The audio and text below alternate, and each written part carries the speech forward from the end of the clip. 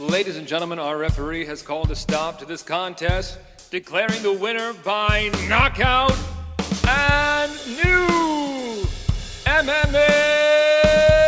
show!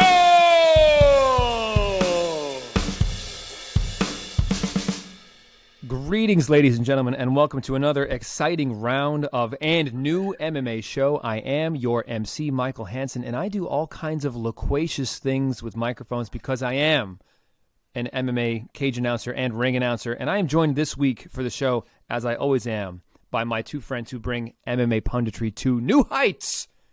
Introducing first, from New York, Mark Priaulx. What's up, buddy? What's up, boys? We got a hell of a card to talk about, but I think what everyone wants to hear first is how Mike's boxing event went. It was awesome. It was awesome. A week after my first time announcing a WBC Muay Thai belt, I announced a WBC belt in the boxing world, which was, unbeknownst to me, it was for the unification of the NABA, which is the sort of like national level of the WBA.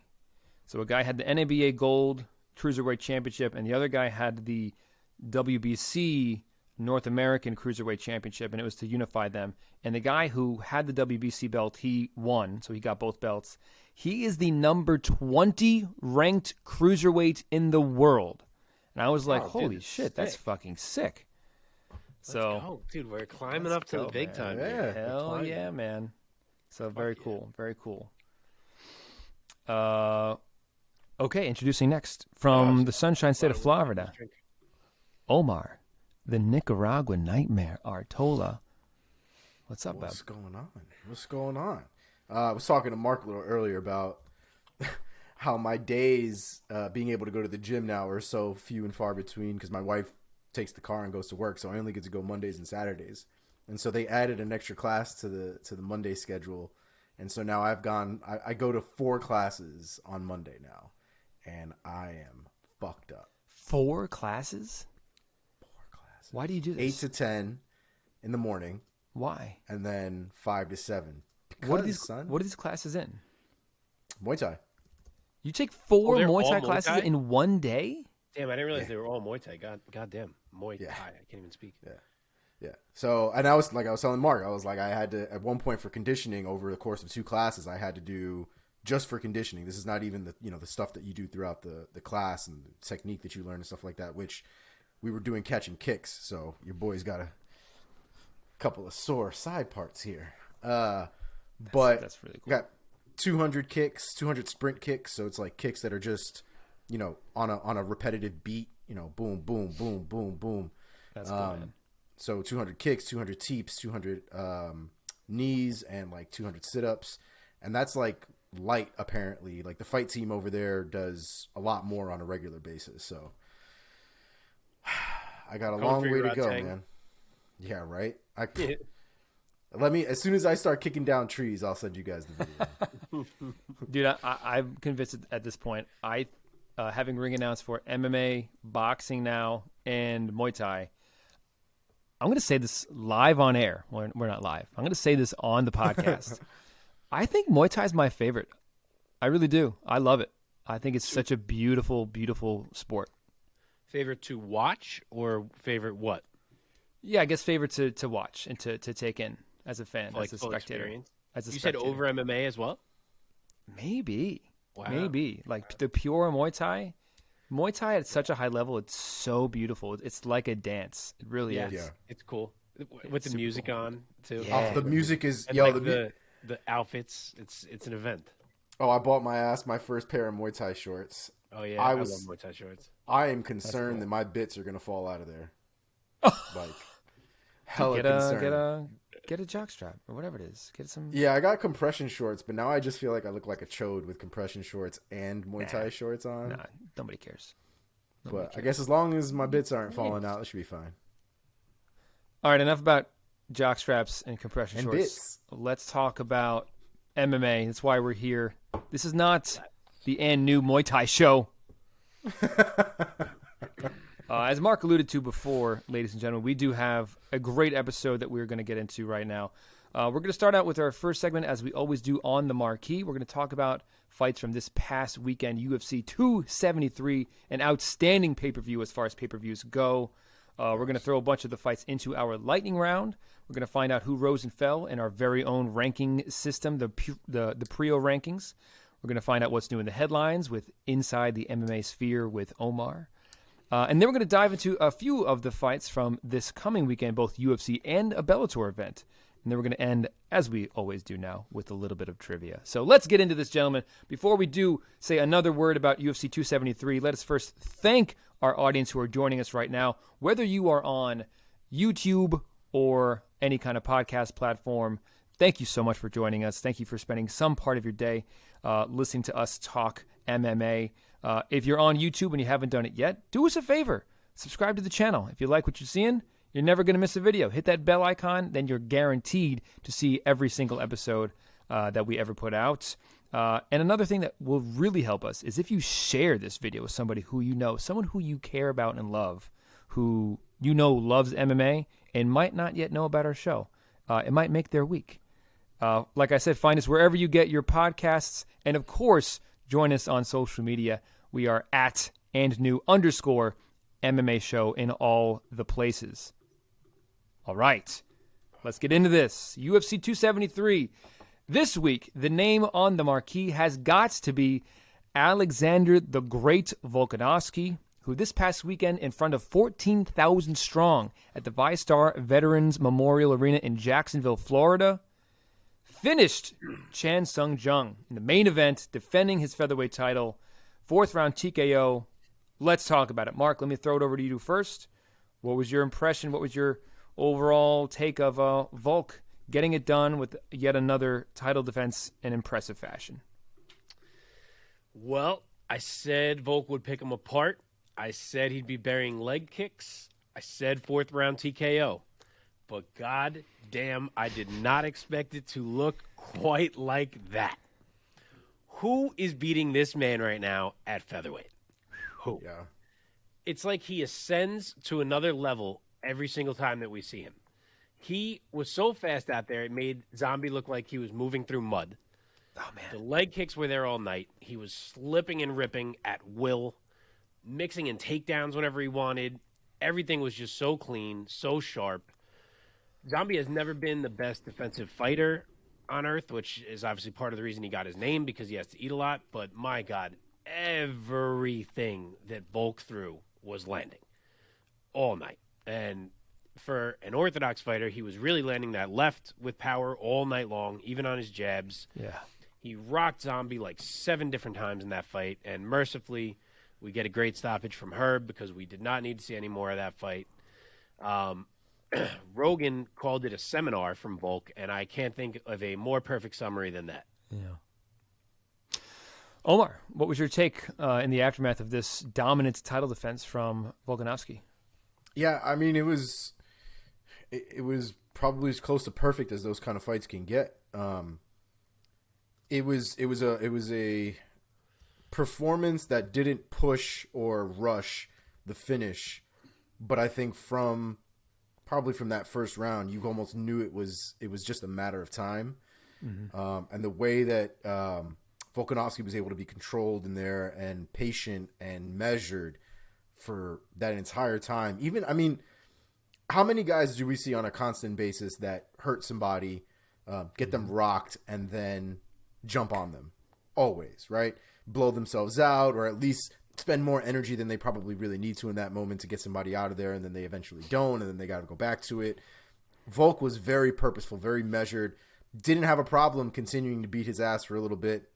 I think, like all of us, though, after a certain point, it was just painful to watch, painful to have to keep going. The competitiveness at that point was slowly starting to waver over the course of the fight. And then once it's not really competitive anymore, it just doesn't seem fun. It's just like, we're not really doing anything here. So I am glad that they called it when they called it. I honestly think they could have called it sooner than they did, personally. But I was definitely impressed by Volkanovski. That was one of those fights where I don't even know now if Max could beat that kid. I don't. Yeah, man. Yep. When I first saw the stoppage, I was like, whoa, whoa, whoa. Like, he just stepped in while he kind of ate a shot. But when you look at it in the totality of the fight, it was like Herb really did Chan Sung Jung a huge favor. Yeah. Oh, at the start of that round, I literally was thinking to myself, the very next time Zombie's legs wobble, Herb is going to stop this fight. Yeah. So, like, as soon as that happened, I was like, here it comes. I expected it. And Zombie's not the one that we need to be waiting for Zombie to be, like, unconscious and half dead to be stopping a fight, because he takes way more damage than anybody really should. He's too tough for his own good, and we've seen guys like him as well. Like, it's very similar to the well, I don't want to give him that. It's not similar. But as far as the stoppage and sort of the thought process, the Chris Moutinho fight, right, where we were just seeing him take a bunch of shots.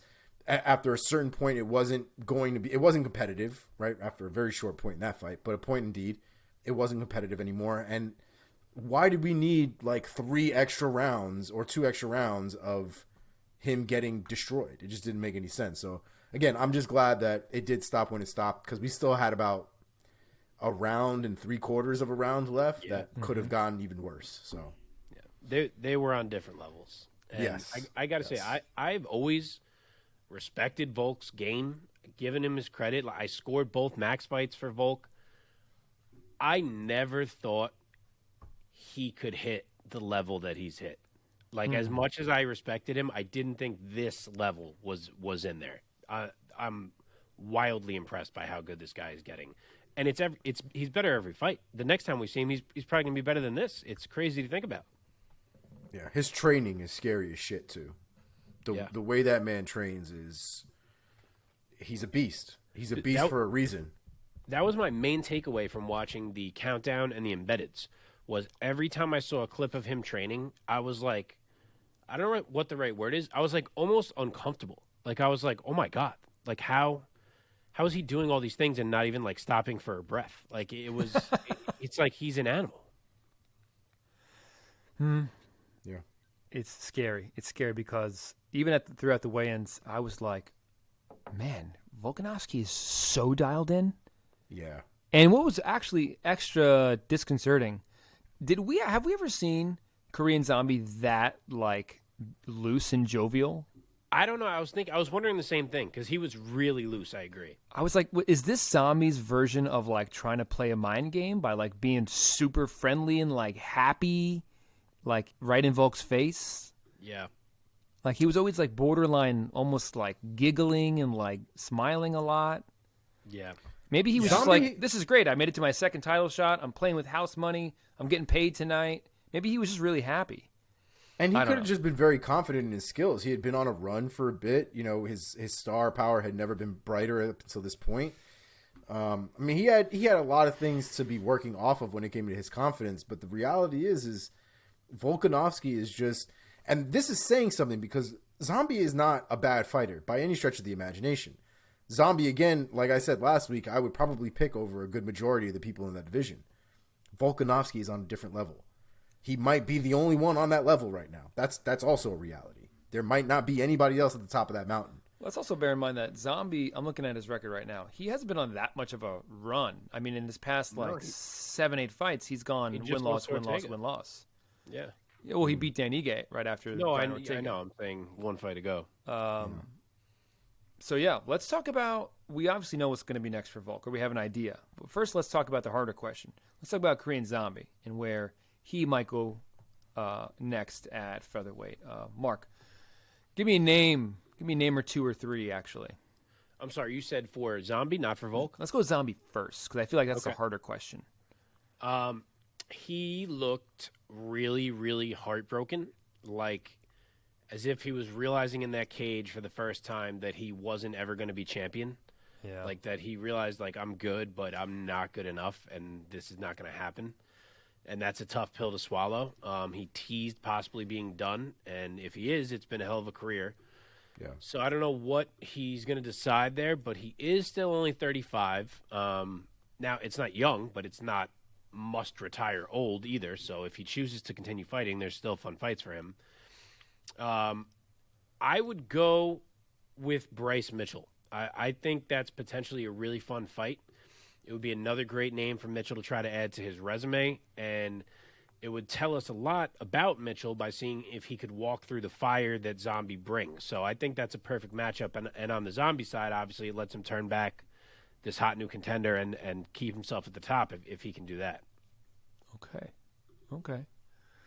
So you're going a little further. Where's Bryce ranked for you? For me, I mean, the only ranking system that really matters. Let's be real. he's 7 for me. Why? Does UFC have him lower than that? He's 9. 9? Wow, that's fucking low.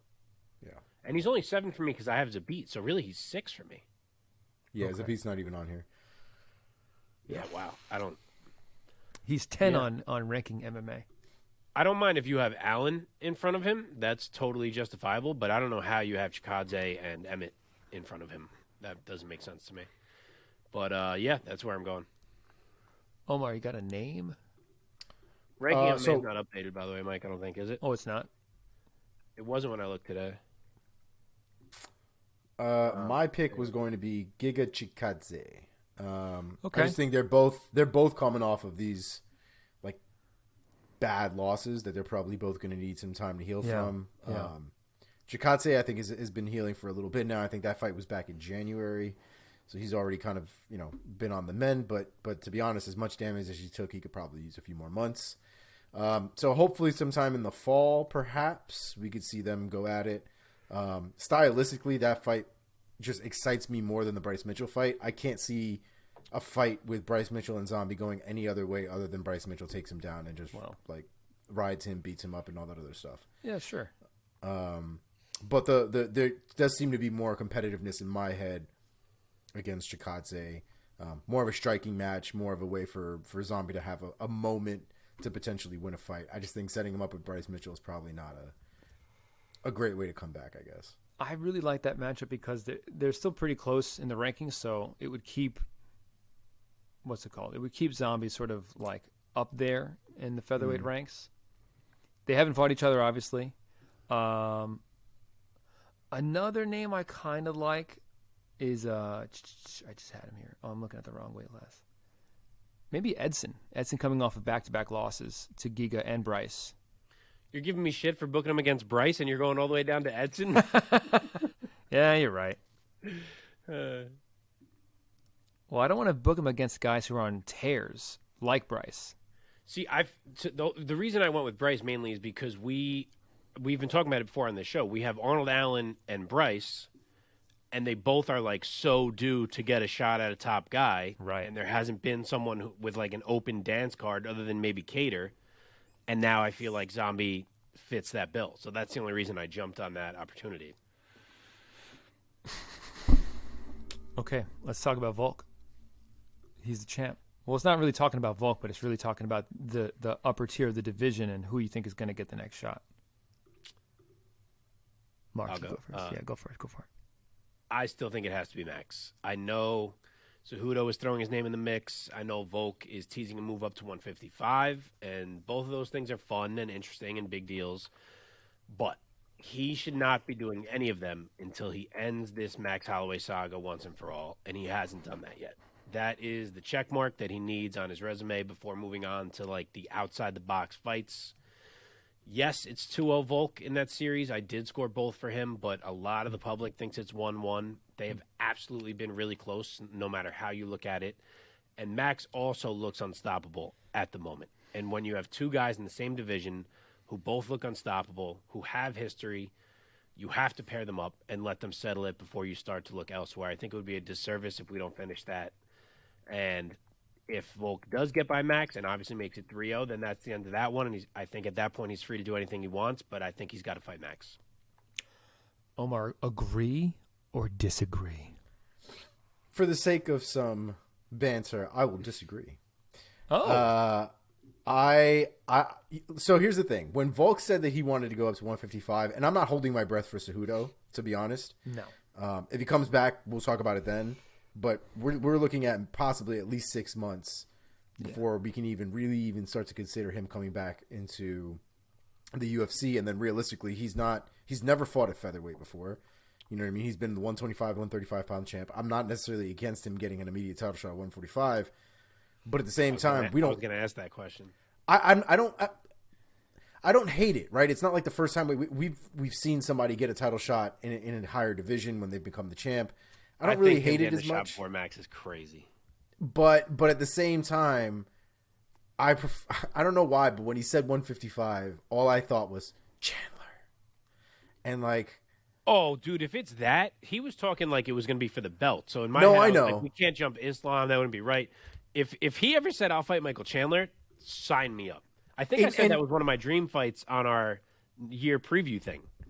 If I know he's looking at the title shot, and that's totally possible. He might not even be considering Chandler. But when he said 155, it just, like, Chandler just sort of materialized in my head. Just standing I would there. love it. I would love that fight so much. So much. Out of the whole roster of 55ers, Chandler is probably the only one that coming to my head that is kind of similar to Volk in like stature. Yes. And it would just be a fucking banger. And technically, Chandler is supposed to be a better wrestler than Volkanovski. But, let's be real. Volkanovski ain't no bitch when it comes to the wrestling. I mean, his wrestling is top tier. So, I'm just so interested to see what happens. That fight just has gold stars all over it. Yeah. Okay. Shall we move on? Any other things you guys want to say about Mr. Volkanovski and how amazing he has become? It's next level, man. We don't is. really see a lot of fighters that have come into the UFC that have been undefeated basically in the UFC, but that progressively get better. And almost exponentially so from their championship fights. Like, I mean, Volkanovski was good when you won the belt against Max the first time, but like Mark said, he's just gotten significantly better, and I feel like his progress has been the most apparent from his first title fight up until his most recent one. Like, he's fighting these animals in this division, and he's like borderline beating the shit out of most of them. So it's just super impressive to see how his career is coming along, and I can see why he wants to do something amazing, right? I see why he wants to go up to 155 and put on a show up there, or even fight Cejudo if it really came down to it, because that would be a nice scalp to walk around with. So his career is just so interesting, and it's been a fun ride after the Max era to be in the Volkanovski era. Yeah, man, for sure. I don't know who Corey Nelson is, but he is the guy who finished Volk for Volk's only loss back in 2013. Huh. He's 19-8 as a pro, so that's a decent pro career, to be honest. Yeah. But how many times a day do you think that guy tells people that he beat Alexander Volkanovski? More and more every day. First of all, every passing day. The guy's a welterweight, so I'm curious what weight they even fought at. But, yeah, what a claim to fame for that man. Yeah, for sure. All right, boys. In the co-main event of UFC 273, in a bantamweight title rematch that everybody was waiting for, Aljamain Sterling, Funk Master, actually got it done. Most of the MMA world were definitely doubting this man, especially off the heels of that first fight between him and Petr Yan. But man, oh man, Aljo got it done via split decision, earning a 48-47 on two of the judges' scorecards, the other judge going 48-47 in favor of Yan. Omar, let me start with you this time. What was your impression of the scores, first and foremost, and then talk about your impressions of the fight?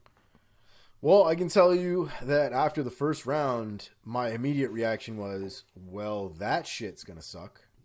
And that's exactly what happened.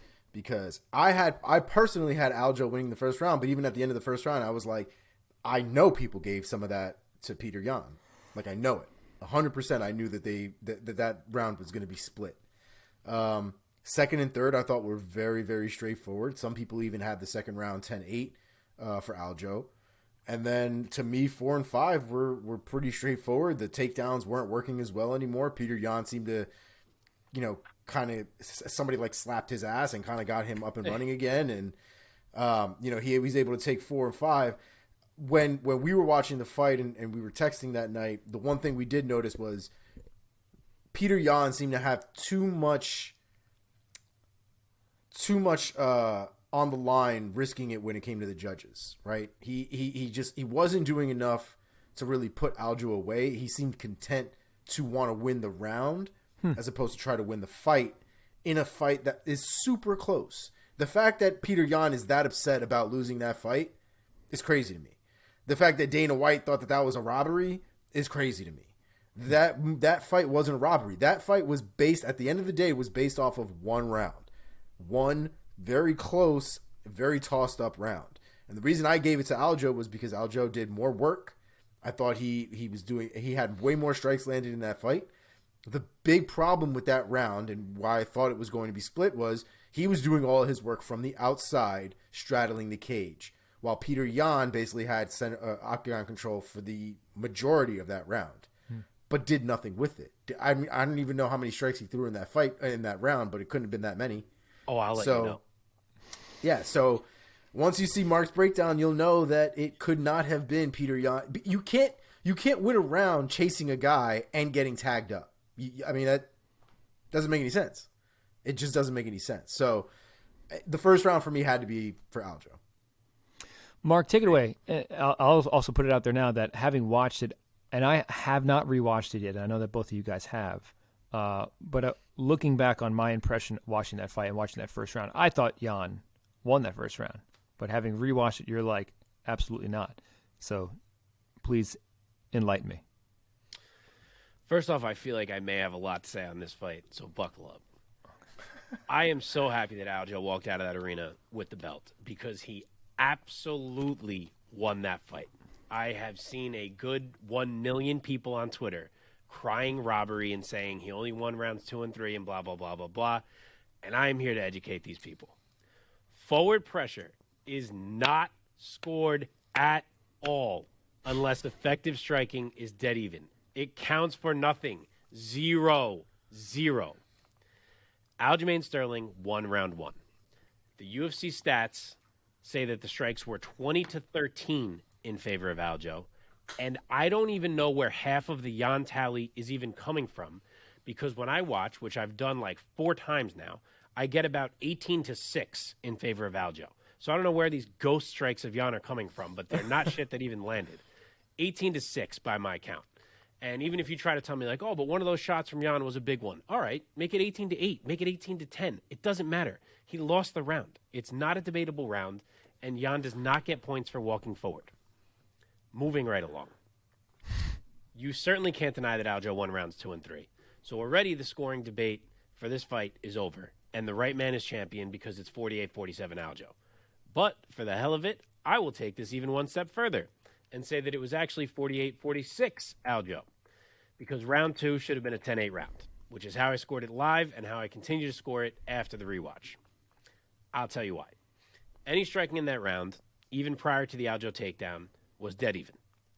Then from the takedown, we get mount, we get a full back take, and 3 minutes and 50 seconds of complete control. It's a 4-minute long shutout in a 5-minute round where Petr Yan does 0 things in those 4 minutes, and the other minute was dead even. Now, I get it, just control does not make a 10-8 round, and if it was only that, it's probably still a 10-9. But at 142 in this round, Aljo lands 4 straight strong shots going body-head. He then attempts a rear naked choke with each arm. He rolls Yan to his stomach, postures up in full back mount, and rains down about 7 hammers that all land. Plus, he adds more shots across the final minute of the round. So you got a takedown, a couple mounts, a couple sub-attempts, about 25 to 30 strikes, 7 or 8 of which are hammers, plus 4 minutes of control versus nothing. Nothing that Yan did the whole round. That's a 10-8 in my book. I don't see how it's not. So, for me, that's a 48-46 fight. Even if you gave round 1 to Yan, that's a draw fight, and Sterling still goes home with his belt. Not to mention the round ends, and John Anik immediately acknowledges the dominance, saying, many will probably score that round at 10-8, and then he seems to forget about it as the fight goes on. So clearly he was conscious of it. So I think Aljo clearly won that fight. Honestly, this is the Aljo that I thought we'd see the first time these two guys fought. I picked him the first time, and I was really disappointed by how flat he looked. But this is the guy that he can be. His pacing was much better. Yeah. His length was helpful in keeping Yan off him, which is what I thought would be the case the first time. And like I said last week, he came in with a much more effective game plan to initiate his wrestling. In the first fight, he looked for a lot of like clinch type takedowns, and if you remember, he kept getting his legs swept over and over again. It was not the spot to be for him. This fight, he focused way more on getting low, grabbing a hold of a leg to elevate, and just simply driving forward all the way to the fence if need be before Jan's balance was effective. And it didn't always work. Jan's takedown D is great, but all he needed was a couple to change the fight because his control is that good once he gets on top of you.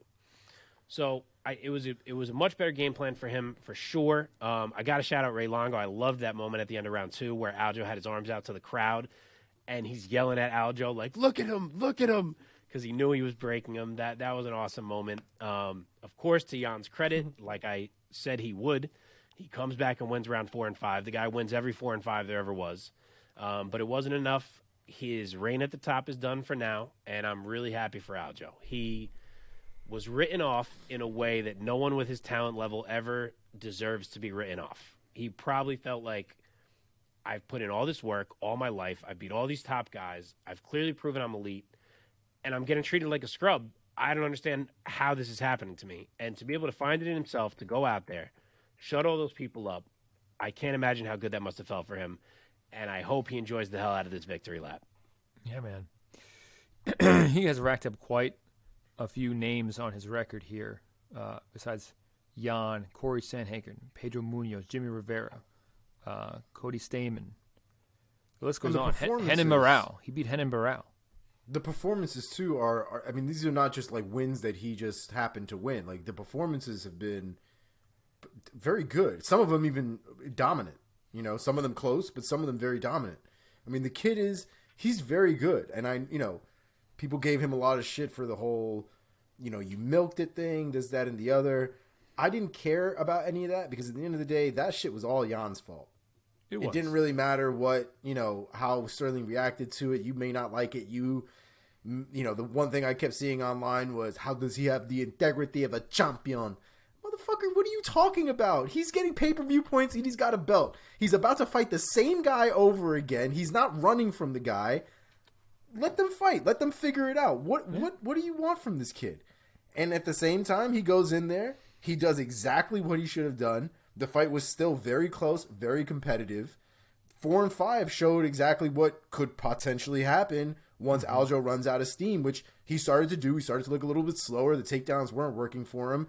He started to do those goddamn lazy clinch takedown things again, and he got put on the floor as a result, both rounds. And that's where all of a sudden the control started to go towards Jan, and Sterling wasn't looking like so much of a back expert at that point, right?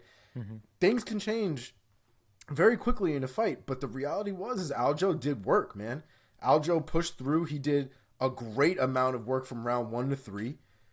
Like Mark said, some people, including Mark, got 2 rounds essentially out of the second round. So by the time they got to the third round, Aljo was basically up 4 rounds. So, I mean, I don't understand how people can hate on this kid at all. Prior to the Jan fight, there was no reason to hate him. You guys didn't like the way that he, had his little Oscar moment. I get that. That's fine. You're allowed. But you can't disrespect him as a fighter. The kid does work. And he's still, to this day, one of the best, and now, arguably, the best bantamweight in the UFC. Yeah. You nailed it in that he never ran from Jan for a second. Never. The whole time he was like, yeah, we're going to do it again. He had to have surgery, but that was not in his control. And the whole time he was like, when I'm healthy, I'm going to beat Petr Jan. And that's exactly what he did. And it should. So that's actually, I'm glad you actually brought up the injury, because after the fight against Jan, the first time he talked about how he had, numbness in his neck, numbness in his arms and all this kind of stuff. And he had been dealing with neck issues for the longest time. The dude got a replacement disc in his neck. So just for context, when DC had his back injury and he needed to get surgery, he opted for a back fusion surgery of some kind. The difference, and Alan Jouban was the one who was actually talking about it, because Alan Jouban has also gotten a disc replacement surgery that was, I think, either the same or very similar to what Aljo got. And so he was talking about how the fusion procedure essentially allows more impact on people's spine. So they can take more impact, that the jumping and all that other stuff, they can take more of it. What it does lack in is mobility. So you kind of have like this.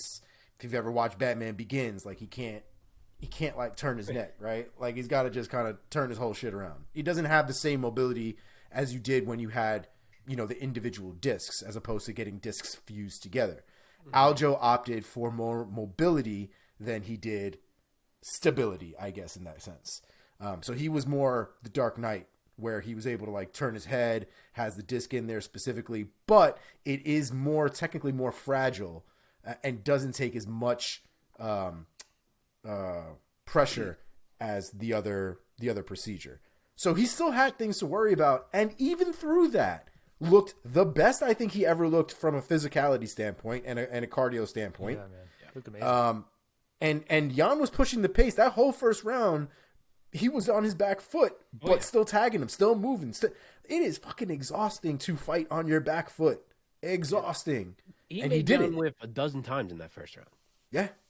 To still come out in the second round and put on the clinic he put on in the second round, and then come out again in the third round and take his ass down again and do it again. He lost the fourth and fifth round. I don't think anybody disputes that, including him. But he did win the first 3 rounds, 100%. Okay, let's talk about where these gentlemen go from here. Aljo, being the champ, I feel like there are only a couple names that make sense. One of them was TJ Dillashaw, who he himself called out in his Octagon interview. Mark, let me throw it over to you. Is there anybody other than TJ that you would want to see? Maybe a Jan rematch or a different name? God, no. I don't need a Jan rematch right now. Definitely not. It does sound like he's going to fight TJ. Last I heard, TJ expects to be back around July, which obviously lines up pretty well with Aljo's timeline right now. The UFC had TJ there at cage side. Dana made some comments post-fight. Everything seems to be pointing to that. I think that's probably the plan. If he's not ready for any reason, I would love to see Aljo fight Jose Aldo. I think Aldo's earned that shot. I guess TJ is probably ahead of him in the rankings, so I have to admit that. Personally, I still really want to see TJ versus Aldo. That's what I was hoping would have been happening in the meantime, but obviously TJ was not ready, so that didn't happen. But I feel like it's got to be one of those two guys, and higher likelihood is going to be TJ. Yeah. Omar, you have any takes on that? Yeah, I love the TJ fight. Stylistically, that fight is super intriguing. There's also a little bit of the bad blood because Aljamain obviously took TJ needing steroids and all that stuff to heart. And I kind of get that too, right? I mean, TJ was blatant about it. I mean, it wasn't even like sneaky or anything. He was blatant about it. Yeah. With that in mind, I don't know if we mentioned it on the cast last week. We had talked about it definitely for sure on our own, but Aljamain may or may not have failed the sniff test when it came to, the 8-pack that boy was walking around with, and like 12-pack.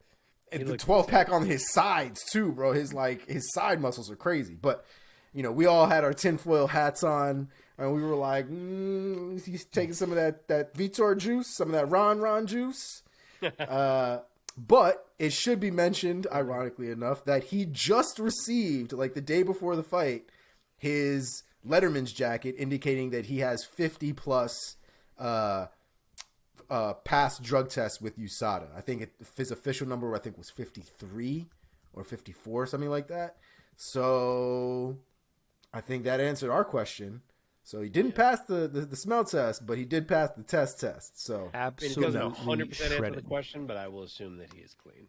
Yes, agreed. Yeah, man. Agreed. I mean, not. It looks like he has 1% body fat, or is like 0%. It's unbelievable. Unbelievable. The pictures were maddening. I mean, he didn't even look the same when he got on the scale. He looked normal on the scale. But whatever he was doing while he was training was fucking crazy. Cutting or whatever. Okay, let's talk about Petr Yan, because this man is not going anywhere, in my opinion. No. Similarly, having just lost the belt, well, technically he already lost the belt. Only a few names at the top of bantamweight right now. Omar, do you have any preference that you would want to see Jan go up against next? See, it is interesting, right? Because he's already beaten Jose Aldo. I'm pretty sure he beat the hell out of Jose. Oh my god. Yeah. I thought he almost beat Aldo into retirement. There's not a lot of I don't know if there's a lot of people that I really consider even having the ability to beat him or really put up a competitive fight. Rob Font is number 5 right now. I don't necessarily see that being a real, stylistically, I don't see that really working out for Rob Font. Merab could be fun just because Merab is crazy and you never really know what could happen in a Merab fight. But you're basically just going further down the line, and I don't really know how well that's going to work out for Jan. We might be looking at a couple of rematches potentially, or we might be looking at Jan just waiting to see what comes out of a certain, a couple of different fights here and there, because I want to see Jan versus TJ Dillashaw, but who the hell knows when that's going to happen at this point. So maybe give him a Rob in the interim just because that fight is just fun. But the real fight I want to see is Jan versus Dillashaw. It's just not going to happen right now. Mark? There's one answer and one answer only, and I don't want to see anything else, and Omar hit it. Merab Dvalishvili. Continue the battle between the teams. Aljo would 100% be in Merab's corner. Merab is deserving of a huge fight like that. He's been waiting for an opportunity like that. What better way for Jan to try to climb back up to the top than by taking out one of Aljo's best friends, if he could do it? Perfect fight, perfect story. Book that.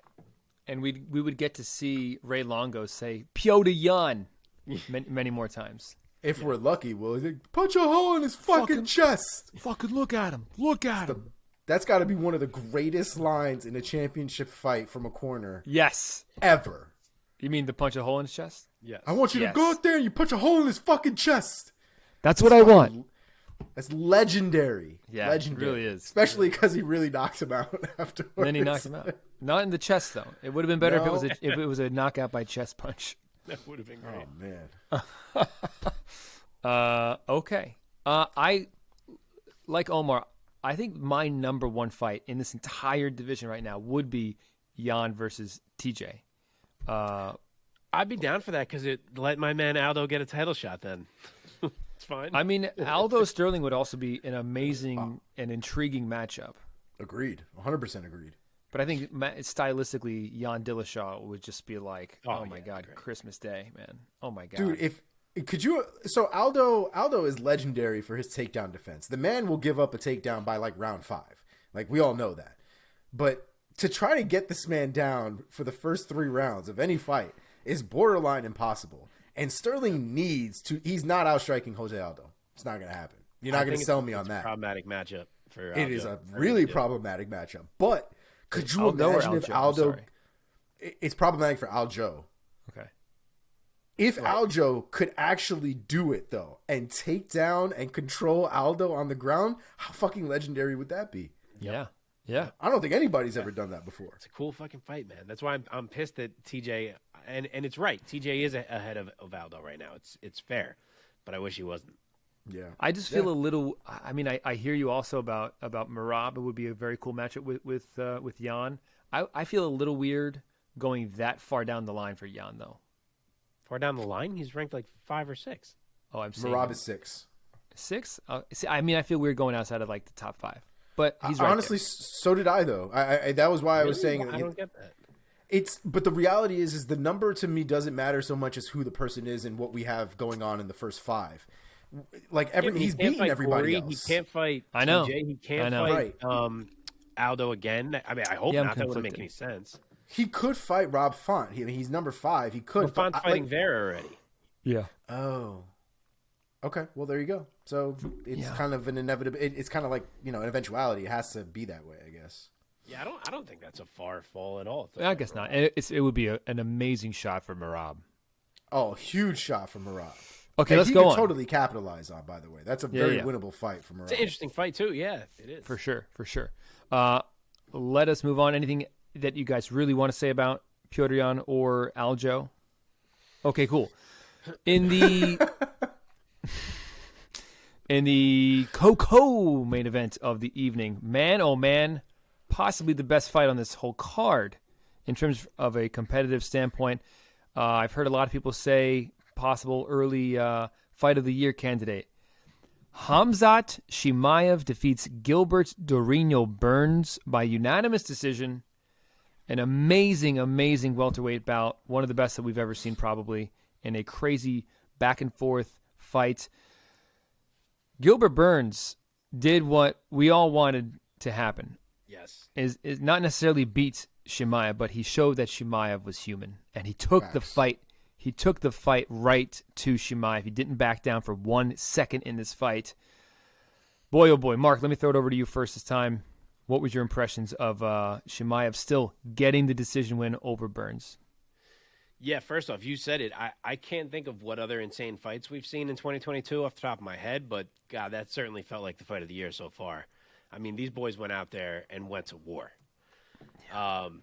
As for the fight, Chimaev early looked how we're used to him looking. He went to his wrestling and gets Gilbert down, but Gilbert's able to create separation, and Chimaev chooses to let him back to the feet. And then from that point on, he more or less goes away from his wrestling and just decides to let it be a striking match, which I was surprised about, just because Chimaev is so comfortable on the ground that I didn't think he'd be so worried about mixing it up down there. And he even said in the post-fight interview, not the one in the cage, at the desk later, that he thinks he probably respected Gilbert's ground game too much, and that if he could do it again, he would have wrestled more.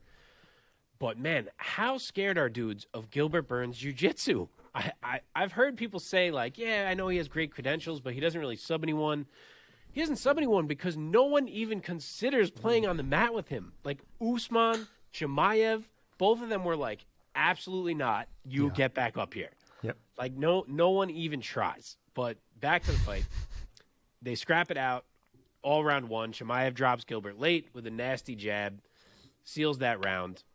We get to round two. Gilbert's dripping blood. And part of you is thinking, I wonder if Chimaev's going to take over here. Like, I wonder if we're going to get another takedown. He's going to pound him out, do the Chimaev thing. And instead, Gilbert Burns beats the shit out of Khamzat Chimaev in round two.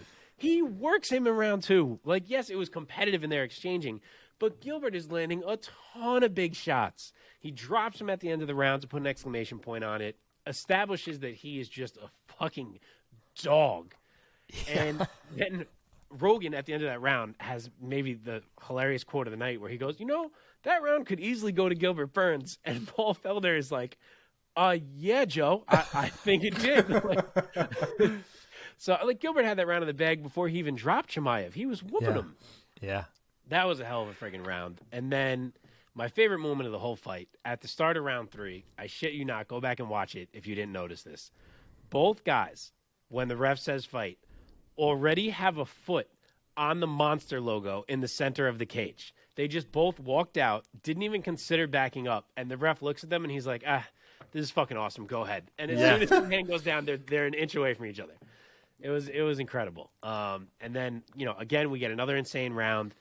Gilbert does everything he can to rally late after looking like fatigue was maybe hitting him earlier in the round, but it just wasn't enough. Chimaev had kind of built a nice lead. He had that huge barrage at one point that was like a 10-piece that really put him in the driver's seat, and he wins the fight 29-28. That's the right score. It's the fair score. He won the fight, and now we get a lot of people on Twitter and elsewhere saying like, oh, Khamzat Chimaev got exposed. I knew this would happen.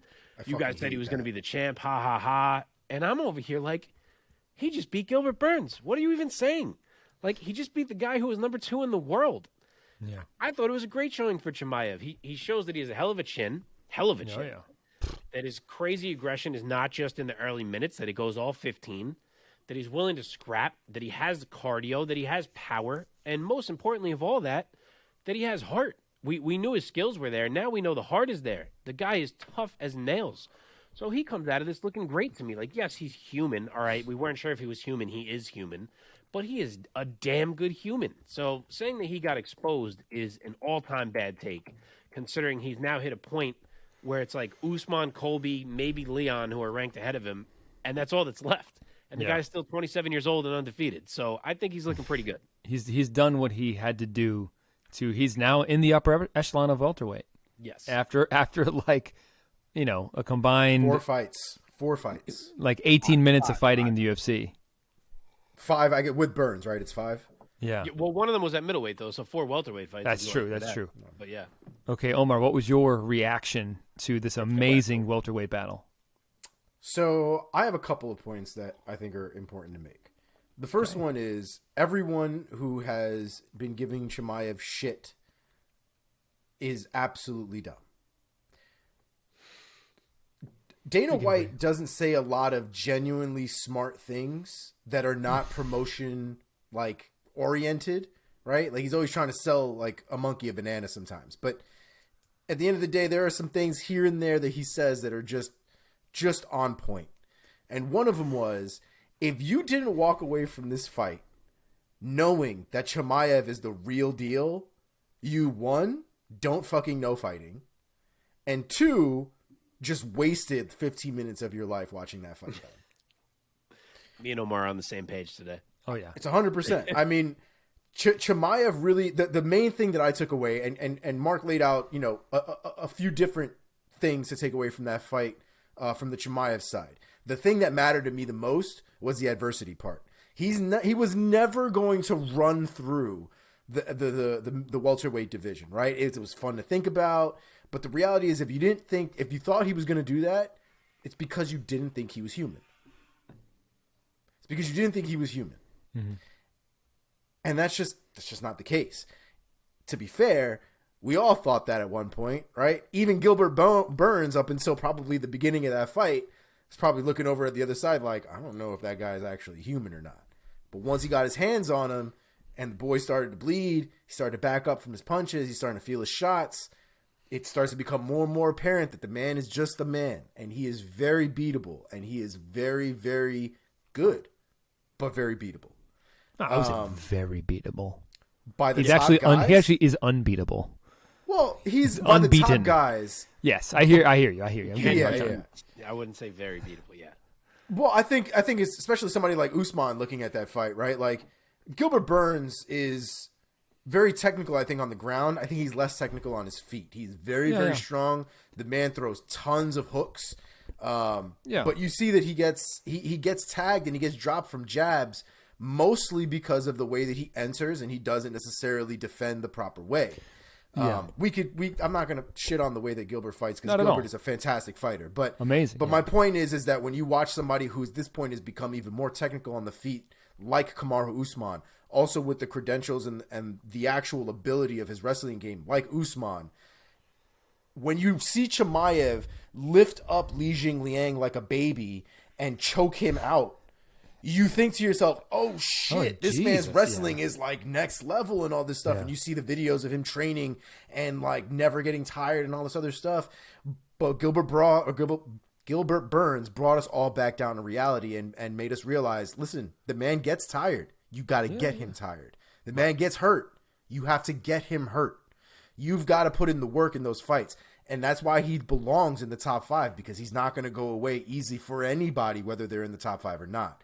Yeah. I'm excited to see this man go forward, but to say that he didn't, that you like lost something out of that fight, that Chimaev lost something and he's not, y'all are ridiculous. I think that's the stupidest take out of this entire weekend. The adversity part. I love seeing Chimaev have to push through, because the man looked just as frightening in those moments than he did in the first minute of the first round. And I think we can look forward to that consistently throughout his UFC career. That boy might never drop below the top 5, regardless of whether he becomes a champion or not. I'm excited for the Chimaev thing. I'm really expecting some interesting things from him. I don't know if he's going to beat Usman. I know Colby apparently is probably going to be next for him. You know me, I'm always down to see Colby get his ass whooped, and that is definitely a possibility with Chimaev's skill set. I'm excited, man. I thought it was a fantastic performance from both. I'm glad both of them got win bonuses and not just Chimaev. We all won from that fight. Every single person that watched that fight and appreciated it properly, everybody won. It was great. My favorite moment from that fight was at the end of the second round, right after Chimaev got dropped. So at the break, Chimaev going back into his corner and the camera being there, and Chimaev's coach is like screaming at him and like, I guess like Russian or something. It was such a real life Rocky moment of his coach being like, "What are you doing?" Of like probably the first time in his career of facing this kind of adversity. It was such a cool Rocky moment. I felt like he was Drago, you know, like losing his composure, and his coach is like, you got to break him. And man, what a fight! That's a fight that I'm going to rewatch 2 years from now and still get goosebumps. And immediately after that was his biggest moment. To get dropped to close round 2 and come out and dominate the first 2 minutes of round 3 the way that he did, said more about him than anything that happened in that fight. Amen. Supposedly, I think his corner was telling him, like, stop brawling. They were, like, yelling at him to stop brawling in the fight. Mm-hmm. He didn't listen. No, he did not. No, he did not. Okay, where do these two welterweights go from here? Let's start with the winner this time.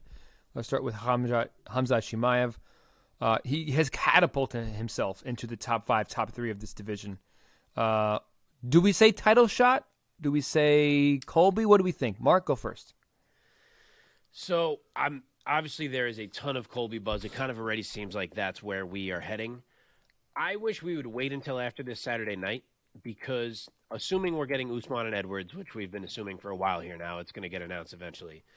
Then this Saturday, if one of Luque or Belal wins really impressively, it's hard to argue that it shouldn't be one of them against Chimaev fighting for the next title shot, as opposed to throwing Colby right back in that spot already. So I wish we would wait. At the same time, the fight I like more is Chimaev and Colby. It's a hell of a fight. It's very hard to pass on booking that. Would it be fair, possibly? Would it be unfair, possibly, to the winner of Luque and Muhammad? Yes. Do I think the UFC is going to care? No, because that fight is huge, and I think that's where they're going to go. Omar, what do you think?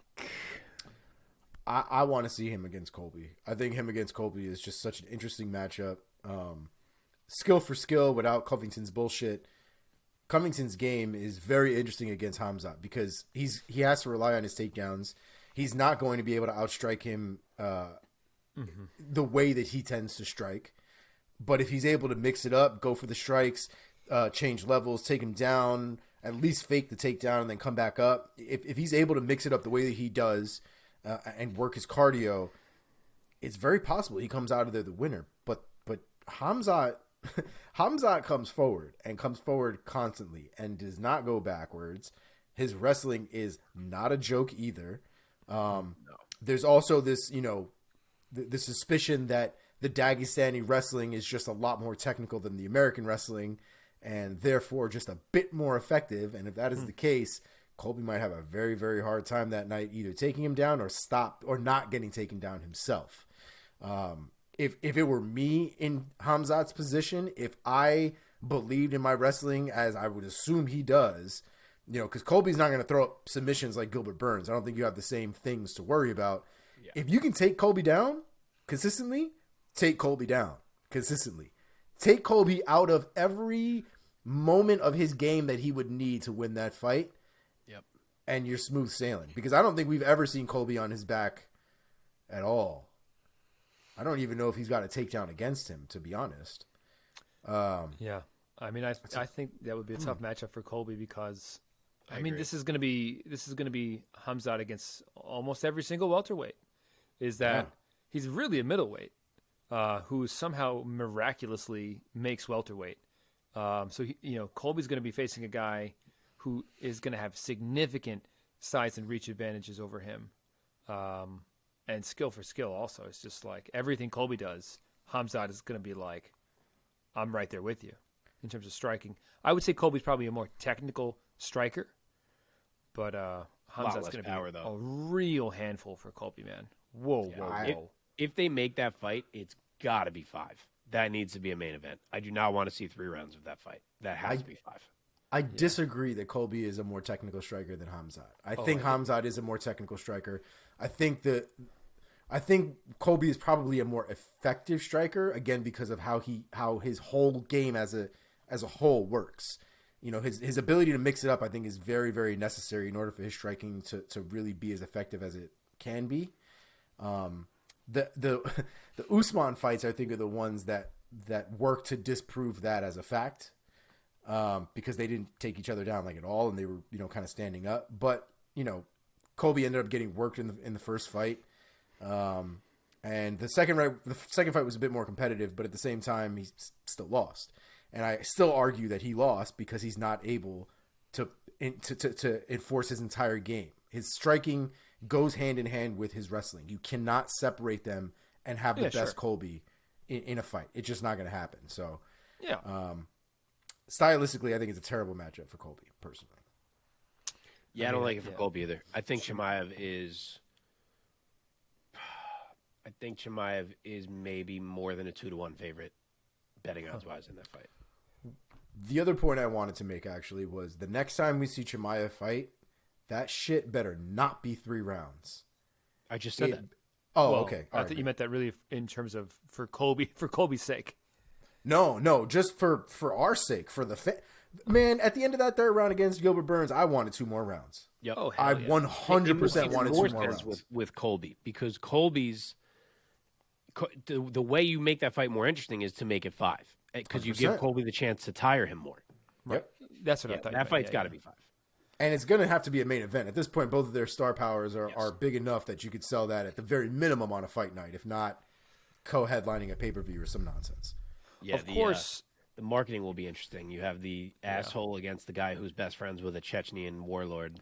The media will eat that one up. Yeah, it'll be interesting to see if he starts talking shit about Putin, this, that, and the third, too, or something like that. See if he's got the balls for that one.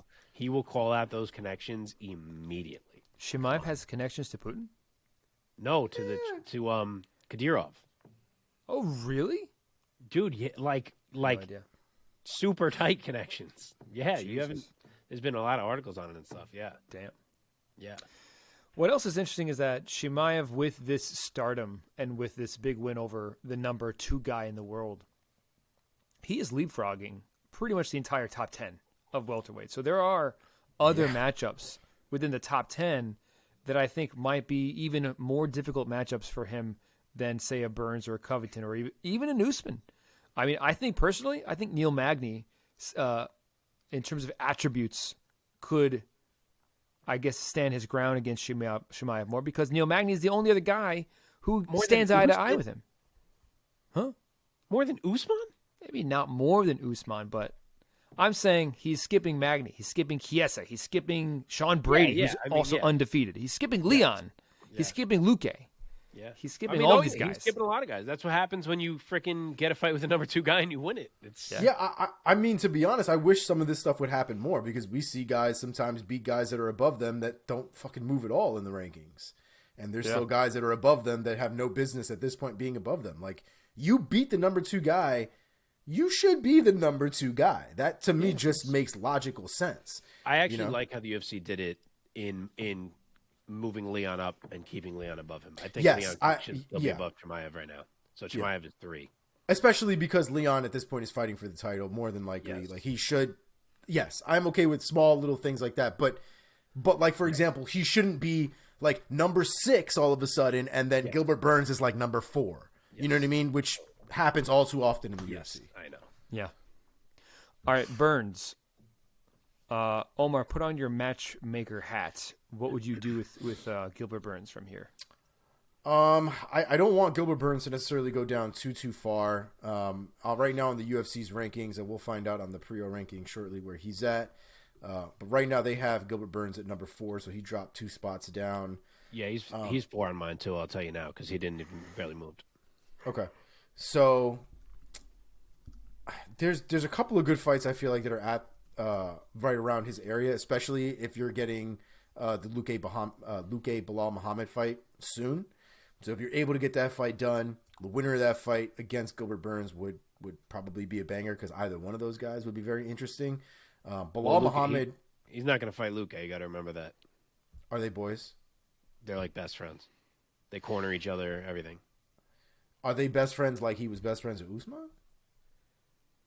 I think it's more than that. They're in each other's corner every fight. Damn, that sucks. Yeah. This was my same answer. If it's Belal, you can go that way. If it's Luque, I don't know who the hell you give Gilbert Burns. You got to wonder how long that's going to last. Like, because if it's for a title, I doubt one of them is going to be like, nah, I'm good. But I almost think that the answer is you just give him Belal no matter what. Like, if just Belal give him wins, win or lose, you're like, listen, Belal, I know you thought you were going to fight someone maybe a little higher, but we're booking Chimaev Colby, deal with it, and you have to fight Gilbert Burns because that's the next guy. Whereas if Belal loses, then you're going to have to be like, listen, Luque, I know you want to fight, but we don't really have someone to give you. You're going to have to wait, and you book Burns and Belal. Like, I feel like you can just book it either way. Yeah, I mean, because the reality is, apart from that, it starts to get really weird, and we start to look at the bottom of the top 10 again. Yeah. To give to Burns, which I don't really know if I want to do that. Agree. Just a name off the top of my head, Sean Brady would be very interesting to see him against Burns, but like I don't want to keep throwing people at him that haven't really climbed up the rankings properly. Yeah. As interesting as that fight would be. So yes, I will stick with Belal Muhammad, win or lose. I did not know Luque and him were that tight. So yeah. Belal Muhammad. Yeah. Mark? Yeah, I just gave you the answer. Same answer. Same as me, guys. Oh man, all three. Sean Brady. Whoa. Sean Brady. No, not Sean Brady. Oh, that's Belal Muhammad. Pick. Oh, my pick is Brady. Oh, I thought you said Brady. My bad. No, I said I don't want to give him Brady because it's fucked up to keep giving him guys that are that low in the rankings. Yeah. It would be a cool fight, though. Don't get me wrong. It'd be really cool. Yes. It would be the second. Sean Brady, I'm not sure Sean Brady knows a way to go all 15 minutes just striking. So it's almost like a guarantee we would get to see those two men grapple, and I would have my popcorn ready. I guess if you want to give Sean Brady somebody, not that I don't know why we're talking about Sean Brady so hard all of a sudden, but if you want to give Sean Brady somebody, give him Luque if you're going to give Belal to you could. Burns, because that's a good fight, Luque and Brady. But Luque's fighting. You could. I'm saying after that, because Luque and Belal are fighting, so after they're done. I see. They're fighting right now, 1 week after Burns, yeah. Mm-hmm.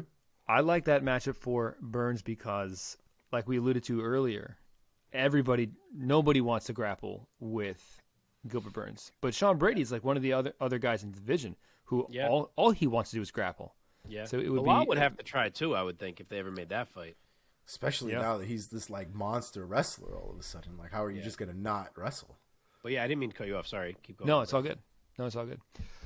Let's move on, unless you guys have anything else really pressing that you are dying to say about Gilbert Burns and or Khamzat Chimaev. Okay, cool. I think we got robbed of a 5-round fight. Yeah, that could have been a 5-round. Would have been awesome. My God. Oh, my God. Okay, and another great fight. Nice fight. Very competitive fight. Mackenzie Dern defeats Tecia Torres by split decision. Let me pull up these scores. I'm going to see what the scorecards were. Okay, Mackenzie Dern earns a 29-28 on two of the scorecards.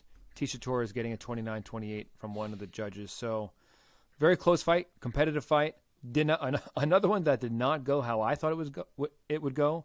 I recall last week myself saying that I thought this was a very tough matchup for Mackenzie Dern. I thought Tecia was stylistically too tough, too hard-nosed, and too talented of a striker for Dern to handle. Since he just dropped a fight to another very talented stand-up fighter in Maria Rodriguez. But she proved us wrong. She proved me wrong. And she came out swinging, man. Mackenzie Dern, I'm going to say this real quick, reminds me in a certain aspect. Let me clear my throat real quick. Mackenzie Dern reminds me, has a similar game of Gilbert Burns. A Brazilian who comes into the UFC already a jiu-jitsu master and develops better and better striking skills as she goes along. But because of her elite BJJ, she strikes very aggressively. She throws heat because she knows that nobody's going to duck under and try to take her down for the most part. Yes. I think Gilbert fights in a similar way. Not the most technical striker, Gilbert Burns, but he always comes out hot. He always comes out aggressive. He throws hard shots with a lot of pop. So I think Dern is a lot like that. So, Omar, let me start with you this time. As I cough up a hairball, what was your impression? How did you score the fight, and your impression of Dern and Torres? So I had Mackenzie Dern winning that fight 2-1. I was actually interested to see what the scorecards were because I know it was a split decision. And it looks like round 1 seems to be the one that is under some controversy. MMA Decisions actually has more media members scoring it for Torres than they do for Mackenzie Dern, which I think is interesting. But I did have Mackenzie Dern winning that first round. Her striking is a lot better than the last time that she fought. Priaulx is doing some work with that girl because her hands are looking better and better with each fight. She's focusing on her strikes a lot more without closing her eyes. That habit comes back though when she's fatigued, and like once shit has gotten real in the third round, she still kind of has that tendency that comes back when she's tired. But the first round, I thought she would look very, very, very crisp, and I thought she put some nice strikes together. It was a competitive round, but I did have Dern winning that round. And then the ground game started to get a little interesting over the course of the next two rounds with Mackenzie Dern almost essentially pulling guard, almost like a flying Kimura of sorts. Had Tecia like concerned for her life in that moment. But Tecia was able to kind of wiggle her way out of it with some effort over a good amount of time. And, Dern was able to win that round. And the last round, Tecia was able to kind of turn it up and kind of put it on Dern a little bit and, made it a competitive end to that round or competitive end to that fight. But I think at that point, Mackenzie Dern had done enough work for the first two rounds to walk away victorious. And two judges seem to agree. Mark, how did you score this fight, and what were your impressions of Dern and Torres? I have a strong take. Oh, baby. This sucked because Tecia Torres got screwed. Oh, boy. Plain and simple. No other way to put it. She wins rounds 1 and 3. Sure, they're competitive. I didn't even think either one was that close. I don't even think it's debatable. I think she clearly wins both 1 and 3. As Omar mentioned, on MMA Decisions, it's 11-7 in favor of Torres from the media. As far as the public, 76% of people gave round 1 to Tecia, which is a lot. Holy cheese. I thought Tecia won the fight. Round 2 obviously was a problem for Tecia. I did think Mackenzie looked good all fight. Don't get me wrong. I was actually really impressed with her progress. Yeah. What she did in round 2, we already knew, which is how insanely dangerous she is if she gets a hold of you. Obviously, that was a rough round for Tecia. Mackenzie did impress me in the other rounds with how she looked outside of the grappling exchanges. I thought she looked twice as athletic as we've seen recently. Her striking's improving. She's more aggressive. Like you said, Mike, she realizes she doesn't have to worry about being taken down, so she's throwing much harder, much more impact, more confidence behind her punches. She's improving, and she's progressing.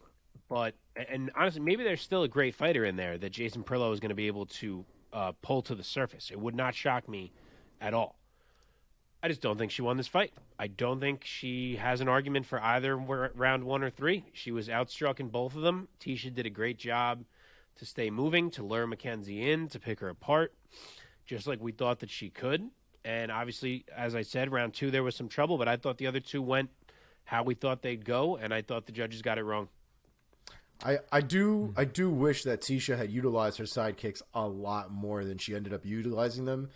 I think she only used them when she started to get like pressured and hurt, because she did get tagged a few times throughout that fight. And when she was up against the cage, that was when she really started to throw the sidekicks, and you would see the effectiveness of them. Like Mackenzie was running right into them and getting pushed back. Yeah, there was one that was on the ground. Like it was a beautiful little kick that just launched her ass back into the cage. When we were breaking on this fight last week, one of the things I mentioned was her utilization of sidekicks, and how effective they are to keep her distance and her management of distance and her timing. But she basically didn't use them at all. And I thought it gave Mackenzie a lot more opportunity to land strikes and to kind of be in the pocket a lot more than I think Tecia even really needed to allow.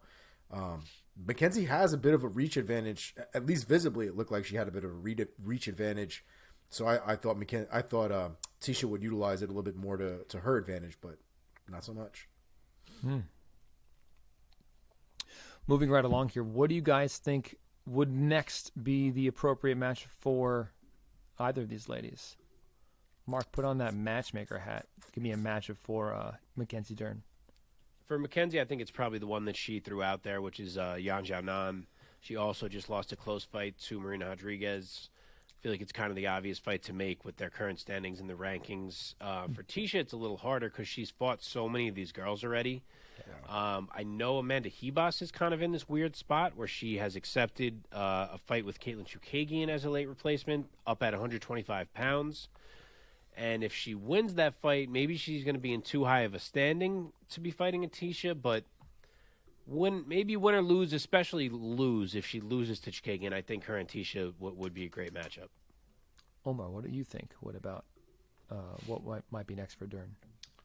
Yeah, I mean, a rematch with Rodriguez would be dope. Yeah. The only thing is so on the UFC website, Marina Rodriguez is number 3 in the rankings, and so to give her somebody higher than what Mackenzie is getting right now seems a little screwed. Considering, What are you talking about, for Tecia? Yeah. Oh. Because I do like I guess I should mention the Mackenzie Dern Jan Xiaonan fight. I think is the perfect fight to make. She called it out already. Stylistically, I think it's very interesting because we're not dealing with super high level strikers. But it would be interesting to see what Jan can put together in that fight. And I think it's another one that Dern can put under her belt, say she's beaten another top 5 opponent, and kind of work her way up from there. Yeah. But for Tecia Torres to give her somebody that's essentially over Mackenzie Dern, I don't know. Yeah, I don't think you can do that. That's tough. Yeah. The Hebos fight I think is interesting. I think stylistically it's very interesting. Does Hebos have a fight coming up? The one against Chukagian, that's what I was saying. Right. Okay.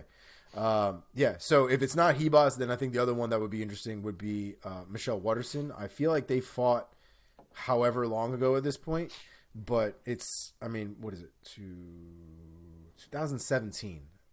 Yeah. At this point, it seems like a lifetime ago. So they could definitely run that back at this point in 2022 and kind of see where they're at. Because to be honest, the Michelle Watterson of 2017 doesn't really seem to be the same Michelle Watterson of 2022. So things might be very, very different at that point. Or I guess technically very much the same. I like rematches for both of these ladies. I would love to see the rematch with Marina Rodriguez for Mackenzie Dern. And I would also like to see Tecia Torres rematch Angela Hill. Or I would like to see Angela Hill get that rematch because that was one of the many very closely contested fights for Angela Hill. You would make Marina fight Dern again only one fight after just beating her? I feel like that's kind of tough to ask out of Marina Rodriguez to have to do that again. Because she's so close to a title fight, you're saying? I mean, she just beat Mackenzie Dern. I don't know. I feel like that's very aggressive to say you have to do it again. She beat Mackenzie, but then she beat Jan Xiaonan. Yeah, but I mean, only one fight? You got to fight the same girl again that you just beat? That's true. Yeah, I guess. And that wasn't as close of a fight. She did kind of piece her up. I mean, I agree. The division is a little weird in that Especially there's not really someone great for Marina to fight. No. So she's going to have to fight someone. But, yeah. And realistically, I think she's going to have to wait. No. You know who she could fight? I'm not even thinking about it because she's not even listed as being in this division. Jessica Andrade is coming down to fight Amanda Lemos. Oh, yes, I did hear about that. Yes. The winner of Andrade Lemos is the perfect person for Marina Rodriguez to fight. Oh, Amanda Lemos. That's somebody's going to get knocked out in that When fight. is that? Now I got to look when that is. Got it. Andrade and Lemos and Rodriguez, that would be fucking great. Lemos and Rodriguez would probably be a lot better. You're right. Either one. I mean, those are both fantastic fights. Oh, dude, that fight is next week. Yeah. Yeah, I would wait and do Rodriguez against the winner of that, now that I have remembered that exists. Okay, cool. Good to move on? Yeah. Let's march on. Let's throw the rest of these fights from UFC 273 into our lightning round. So if you're joining us for the first time, our lightning round is where I ask Mark and Omar to give me their lightningest takes. Keep it to a sentence or two, boys. At the end, we will determine a winner by one of them getting a new Kia. I'm kidding. All right. Here we go. Mark Madsen. Mark the Olympian Madsen getting the unanimous decision victory over Vince from Hell Pichel. Mark, go first. So I got 2/3 of this one right. Madsen did take round 1. It started to develop into a scrap like I expected in round 2. Pichel was in his element. Madsen was looking a bit exposed, and I thought it was going to swing all the way to Pichel in round 3, but it did not. Madsen came out, got a huge takedown, and to his credit, he was able to mostly control Pichel for the rest of that round. I can't say I'm super impressed with Mark Madsen, as I have not been throughout. He just doesn't do it for me. I thought Pichel was going to be his ceiling, but now I think whoever's next will be his ceiling. But he got it done, and good win. Omar. Yeah. Pichel did not seem to care for the way that Mark Madsen won that fight. I'm pretty sure he called him a coward on Instagram after the fight, which was a very specific choice of words. Yeah. But you know what? It was I thought it was a very good fight. I thought Pichel definitely gave him something to work for in that fight. But the takedowns were just the story of the fight, unfortunately. And you know, as good as Pichel is, those takedowns just sort of unfortunately dictated the entirety of the fight. Ian, the future Gary, Dublin's new pretty boy, getting the unanimous decision victory over Darian Weeks. Omar, go first. So Ian Gary, I guess, is the one that I'm at this point less convinced about this like amazing hype / star power. I don't think he's bad. I think he's actually he is a good fighter, but I don't think he's like levels above all of these guys by any stretch of the imagination. I think he's very much on par with where he's at. The fight over Darian Weeks was very competitive. He, you know, landed some solid shots, but he ate a lot of shit too. But it was a solid win from Ian Gary, just not this crazy win that I feel like his hype requires him to have. Mark, your take on Gary.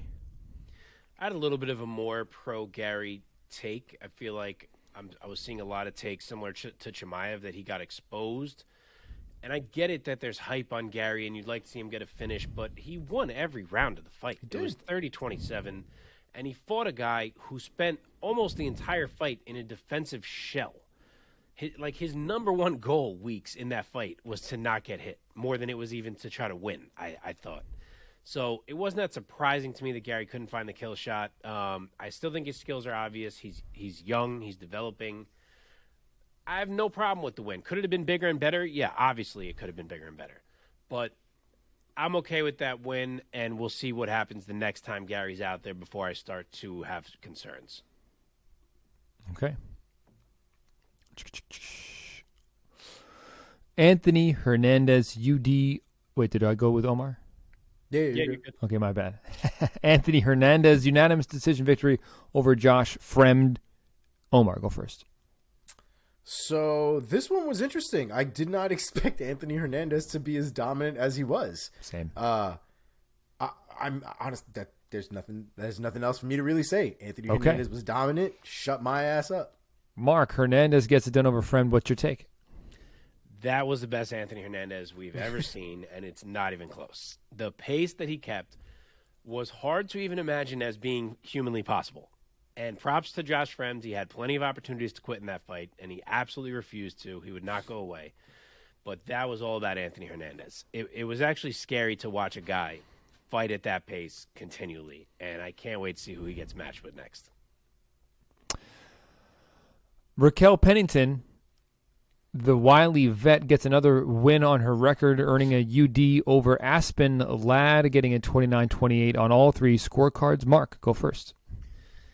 Raquel did exactly what Raquel does. I don't know if she has ever had a bad game plan.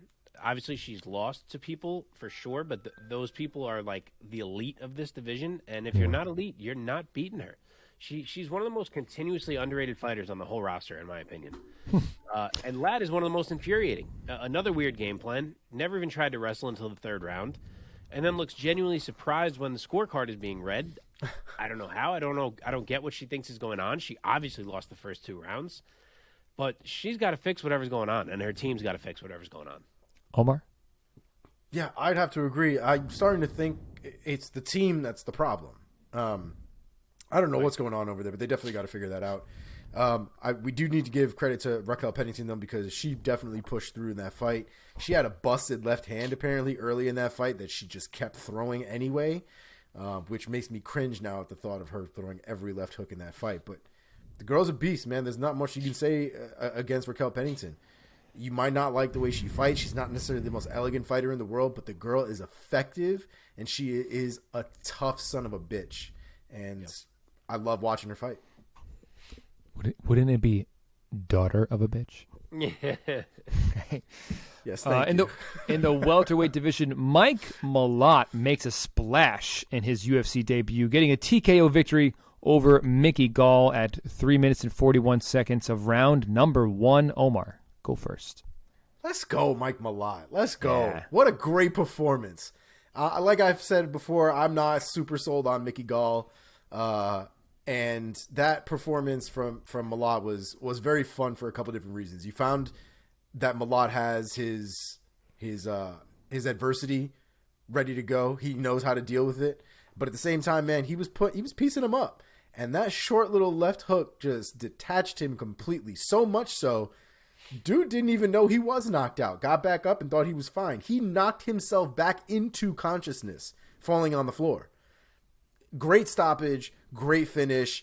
And Malott seems to be like a good dude with the whole cancer bit. We'll get into that later, but fantastic performance all the way around. Mark. Yeah, I don't know why I tried to get cute and take McKee Gall on this one. He didn't look terrible, honestly. He was striking okay. He had a solid takedown where the fence hurt him. I think if they wouldn't have been as close to the fence, he would have been able to control that a lot more. But he just leaves his chin out there. And Malott obviously found it really well done, showed off his power a couple of times. He had a great scramble at one point. Obviously found a kill shot on the button to close out a great debut. Like Omar said, great interview for him as well. Seems like a guy to watch.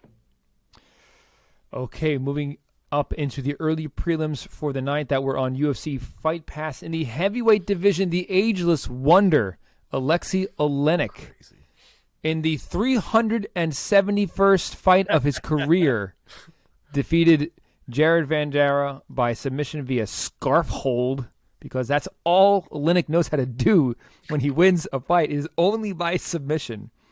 The official time came at 3 minutes and 39 seconds of the very first round.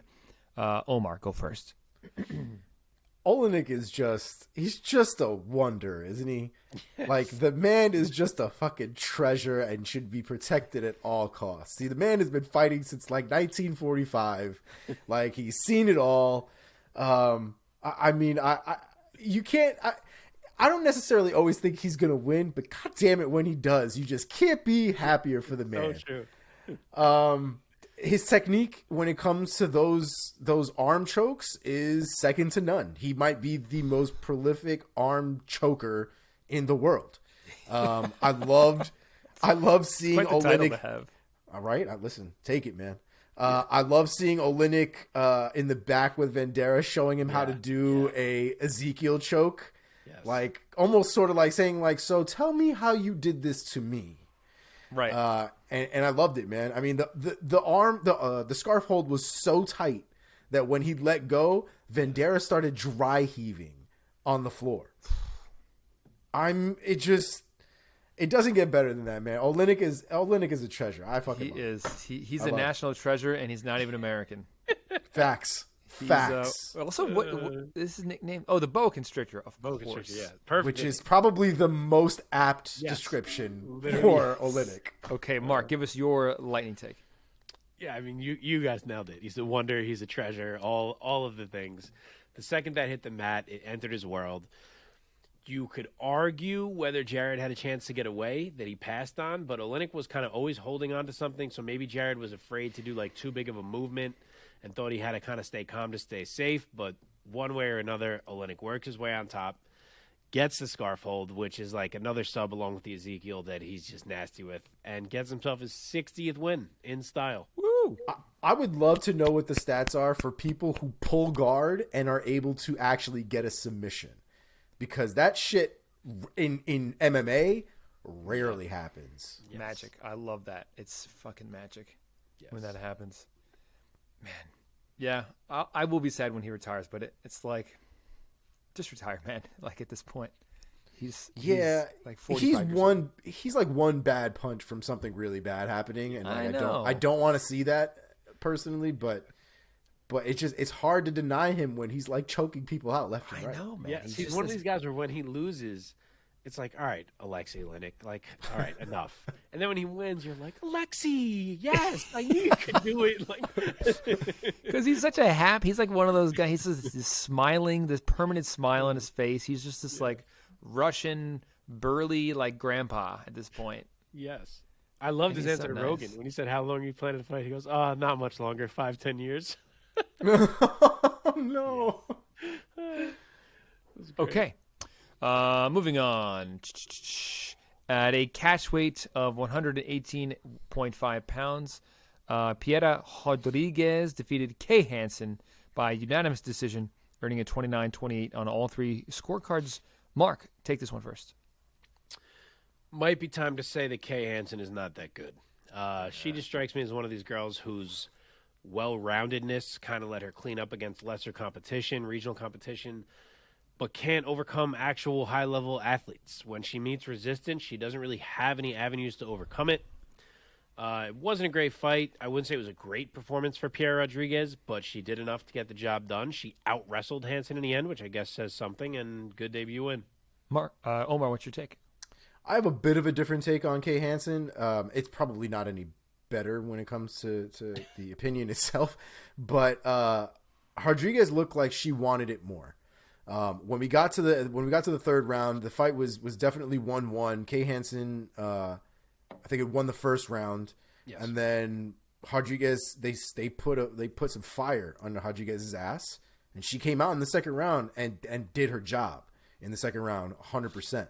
And it just seemed like in the moment in the third round where you needed to pick it up. The fight, basically everything that had happened up to that point didn't matter anymore. The third round was all that mattered, and Kay Hansen just let it go. It didn't even seem like Rodriguez took it from her so much as Kay Hansen let it go. And Rodriguez did what she needed to do. She pushed the pace. She wanted it more, and she showed it. And just Kay Hansen just almost didn't fight back. And so I think that was more disappointing. And I do think Kay Hansen has skills. I think that if Kay Hansen is able to get the mental aspect of her game fixed, I think we might see some decent things from her. I don't know what her ceiling is, though. But this just seemed like more of almost like a choice to allow that fight to have gone the way it went. Tough one. I wonder if she's going to fight again in the UFC octagon. She has now dropped 3 straight and has won only 3 of her last 4 of her 4 fights in the UFC. Yeah, okay, let's bring it home here. Julio Arce defeated Daniel Santos by unanimous decision, earning a 30-27 on 2 scorecards and a 29-28. Omar, go first. Dude, Julio Arce is a fucking animal. The man is a sniper if there ever was one in MMA. His countering, his timing, his speed, his footwork was so fucking good to watch. I literally spent a round looking at his feet. I spent a round looking at how he doesn't cross his feet at all. He's constantly shifting from one side to the other. His feet never pass each other. They're always here and then moving from side to side however he needs to be. His footwork is fantastic, and I think the way he utilized his footwork was also just something to really marvel at. It was a sick performance from Julio Arce. Weathered the storm from Santos, who looked like he could knock out people left and right with one hand. And Arce never gave him the chance, man, and that was all due to straight up skill. I love the fight. Credit to Julio Arce. Mark, take it home. I love that take from Omar. I love hearing Arce get credit like that. I said I thought that his technique would shine in that fight, and boy, did it ever. He stayed clean all fight. He picked Santos apart, landed damage. Nice win for him for sure. And the main takeaway I had was that he was so good defensively, which was so nice to see after getting cracked by Song Yadong. And in this fight, he was backed up against the cage the whole time and still avoided everything. Looked really smooth, played it perfect, kept clean, and the technique just shone through. Nice. We should mention Daniel Santos is a tough motherfucker, okay? Because he took a shin to his face and didn't even drop, like stumbled, and then just kept going. So he's an animal too in his own right, but there's levels to this shit. Okay. Sorry, people watching on video. They just had to watch me blow my nose. Well, that does it for the lightning round. Let's bring this entire recap home by finding out who rose and who fell in Mr. Priaulx's Priaulx Rankings. Mark? All right, we had 4 risers of significance and 1 faller. The first riser, obviously, Khamzat Chimaev. He moves from number 13 to number 3 in my welterweight rankings. Of course, when you beat Gilbert Burns, you're going to make a huge jump, and Khamzat has officially arrived in the elite now. The next one, Mark Madsen, moves from number 37 to number 28 in my lightweight rankings. He continues this slow, steady march up the ranks. He may not be my favorite, but you can't deny the results thus far from him. So he moves to number 28 in my lightweight ranks. And then 2 debutantes. Mike Malott enters the welterweight rankings at number 58 after a great debut, knocking out McKee Gall. And Pierre Rodriguez enters the women's strawweight rankings at number 27. The one faller is McKee Gall. He was number 55. He moves down to number 59 in my welterweight rankings now. Obviously, I didn't have him ranked highly going into this, so not a huge fall, but he has now fallen 2 straight fights. He is going the wrong way as of late for a guy who we kind of hoped was improving. And that is it. Okay. Thank you, sir. That does it for our recap of UFC 273. Tune in next week. I'm kidding. We still have more show. Let us dive into the headlines with our next segment inside the MMA sphere. Omar, take it. Oh, yeah. Let's get through this so that we can get to next week's card, because next week's card is actually pretty interesting. We got some good fights on there. First and foremost, like we talked about, Aljamain Sterling is the new undisputed bantamweight champion of the world, and the man has been sending out apology forms for folks to fill out. If you were one of the ones who disrespected Aljo, this may be the form for you. Couple of options that you can choose in the form go as follow. Maybe your reason for your behavior of disrespect towards Aljo was you don't know MMA. You didn't actually watch the fights. You were jealous of Aljo. Mercury was in retrograde, for those of you who like to use that one. I only look at advanced analytics, and one of the better ones, the media convinced me that he was done. So a couple of things there that you can work out and, give Aljo your response. It was also fun to watch Derek Brunson fill out that form. So good on Aljo for continuing to troll the trolls. Next on the list, Henry Cejudo apparently took a break from the cringe and put out a real message on Twitter saying that he is returning to the USADA testing pool officially, and he's looking to return ideally against Volkanovski for the featherweight championship. He wants to be obviously a 3-time champ, 3-weight champ, I should say. The time frame, I think we kind of touched on it earlier. With the USADA testing pools, it's about 6 months that they'll need to test him before he's able to be eligible to actually fight in a UFC fight. So at this point, if he did, let's say, start in April, for example, he'd probably be ready right around the fall. Probably they would, if they gave him a fight, it would probably be one of the end of the year fights, either around the end of Thanksgiving or like for the New Year's card, like one of those December 28th, December 29th cards, something like that, which would be very interesting. Volk doesn't seem to have the same excitement for Henry Cejudo just jumping the line and getting a title shot immediately, but the reality is that fight I think would sell really well, and it is very interesting. So we'll see what happens with that. Speaking of returns, Nick Diaz, according to his coach, one of the Gracies, I forget which one now, Cesar Gracie. According to his coach, Cesar Gracie, Nick Diaz is expected to return by the end of the year. Why, you ask? I don't know. But there it is. Next on the list, Anderson Silva has his next exhibition boxing fight scheduled. He will be boxing Bruno Machado in an 8-round exhibition match in Dubai. He's actually going to be on the same card as Floyd Mayweather Jr., who I think is he's also having an exhibition bout against somebody named Dan Moore in the main event. This apparently is going to take place on a helicopter landing pad. That's pretty damn dope, I gotta say. That sounds baller as shit. So I hope it's televised because that sounds dope. Yeah, the guy who Floyd is fighting is his main training partner. So it tells you what you need to know about the exhibitionness of that one. Guaranteed that the whole thing will probably be worth like $100 pay-per-view too. Oh, yeah, sure. Yeah, I'm good. Next on the list, 22-fight Octagon veteran Alex Oliveira has parted ways with the UFC. The UFC chose not to re-sign him, so we might see him in one of the other organizations, Bellator, PFL, ONE FC, something like that. If I had to guess, I would probably think he's going to Bellator. The kid's got a good name to him, so he's got value attached to him. And I think the competition is probably just a little bit more in his wheelhouse at this point at Bellator.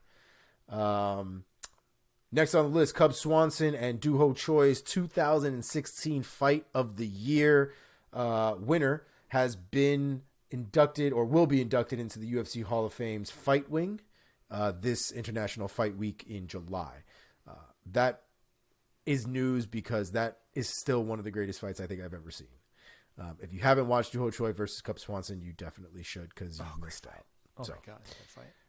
Last on the list for news, Cain Velasquez has officially given a statement since his arrest and the whole thing, that whole nonsense has gone down. It's pretty vague. Yeah, I'm going to quickly read it. To everyone that has expressed your support, my family and I will never be able to thank you enough. From the bottom of our hearts and the depths of our souls, we are forever grateful for your love. Your selfless gestures and kind words have given me strength in my darkest times. This story is complex and slowly unraveling as we speak. To the true victims of this case, may God give you the strength to come forward. Though it is most difficult to relieve the pain that has happened to you in speaking the truth, justice will be served and your own true healing will start. I'll never stop helping or loving my community, and all of you, thank you for loving me.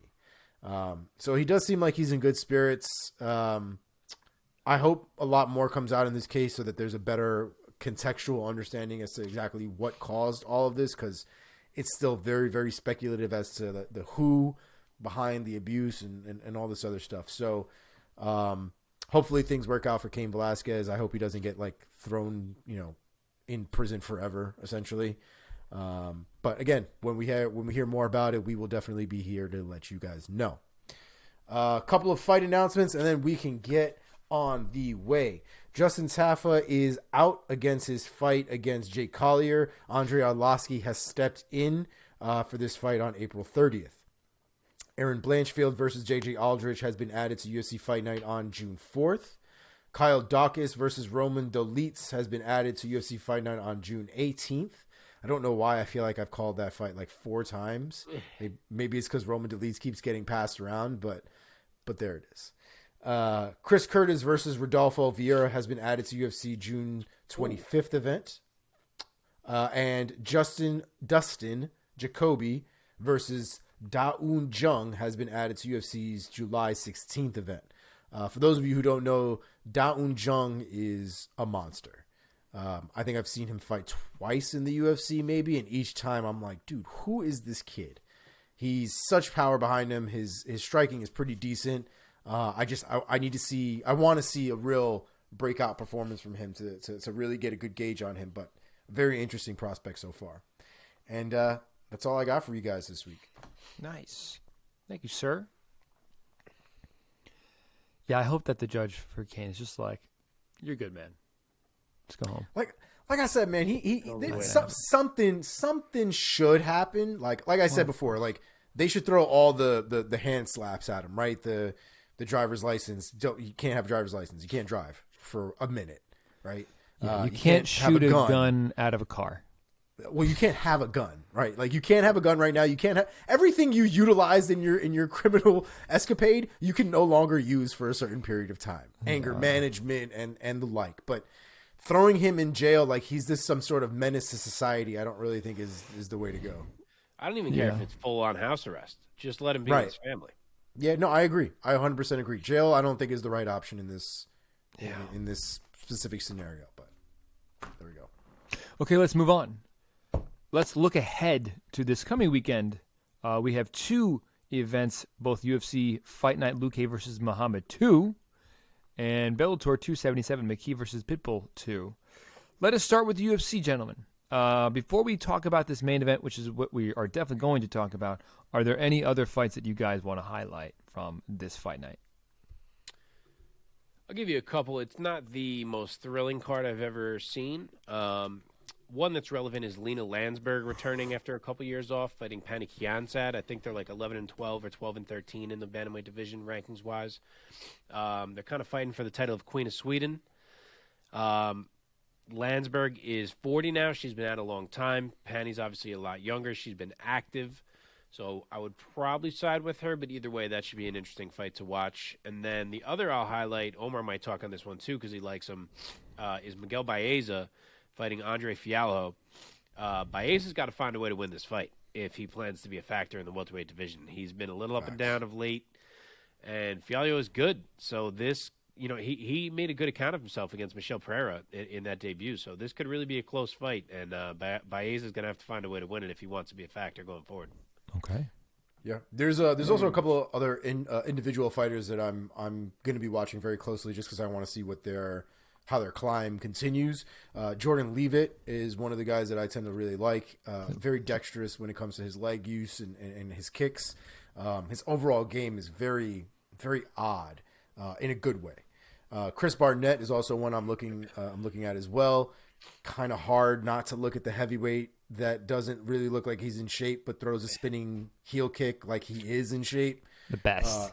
So super interested to see how that goes, if that was a one-shot deal or if this is what we should be expecting from Chris Barnett going forward. And he's fighting a guy that I love the name, Martin Baudet. Baudet. I love it. Jakar Close is also on this card. Jakar Close, did we ever get that Jeremy Stevens rematch? No, never. We never did, right? Has he even fought? I think he fought once. I want to say he fought once, but for those of you who don't remember, this was when he hasn't fought. Okay, his last fight was the Beneil Dariush fight. Jeremy Stevens pushed Jakar Close at the weigh-ins and supposedly ruined like nerves in Jakar Close's neck, and then that fight dropped. And according to Mark, hasn't fought since. So I'm definitely interested to see how he comes back at this point. He is the favorite in that fight, so one would expect that he's going to win this fight, but we'll see what happens. And yeah, Miguel Baeza. I love some Miguel Baeza. He definitely needs a win, though, and he definitely needs to perform for sure. The kid's got the tools to do it. He just needs to put it all together. But definitely want to look out for that fight. Nice. Yeah, it's funny. We each had one of our boys on this card. You have Baeza, and I had Zaleski dos Santos, who I always love, fighting Munir Lazez, but he fell off yesterday, which sucked. He was going to be the co-main. So much for that. He's a guy who I always say I feel like is being wasted in bookings, and that he's getting older when he could be like easily a ranked fighter, and now more time passes. So yeah, things don't seem to work out for him. Okay, cool. Let us now preview this main event. Great main event. It is a rematch, ladies and gentlemen, for those who might not be aware. These two gentlemen fought back in 2016, I want to say. Yep. Was this the eye poke, like the eye rip? No. Who was that? That was Who did Leon. that to Belal? Oh, that was way more recent. That's right.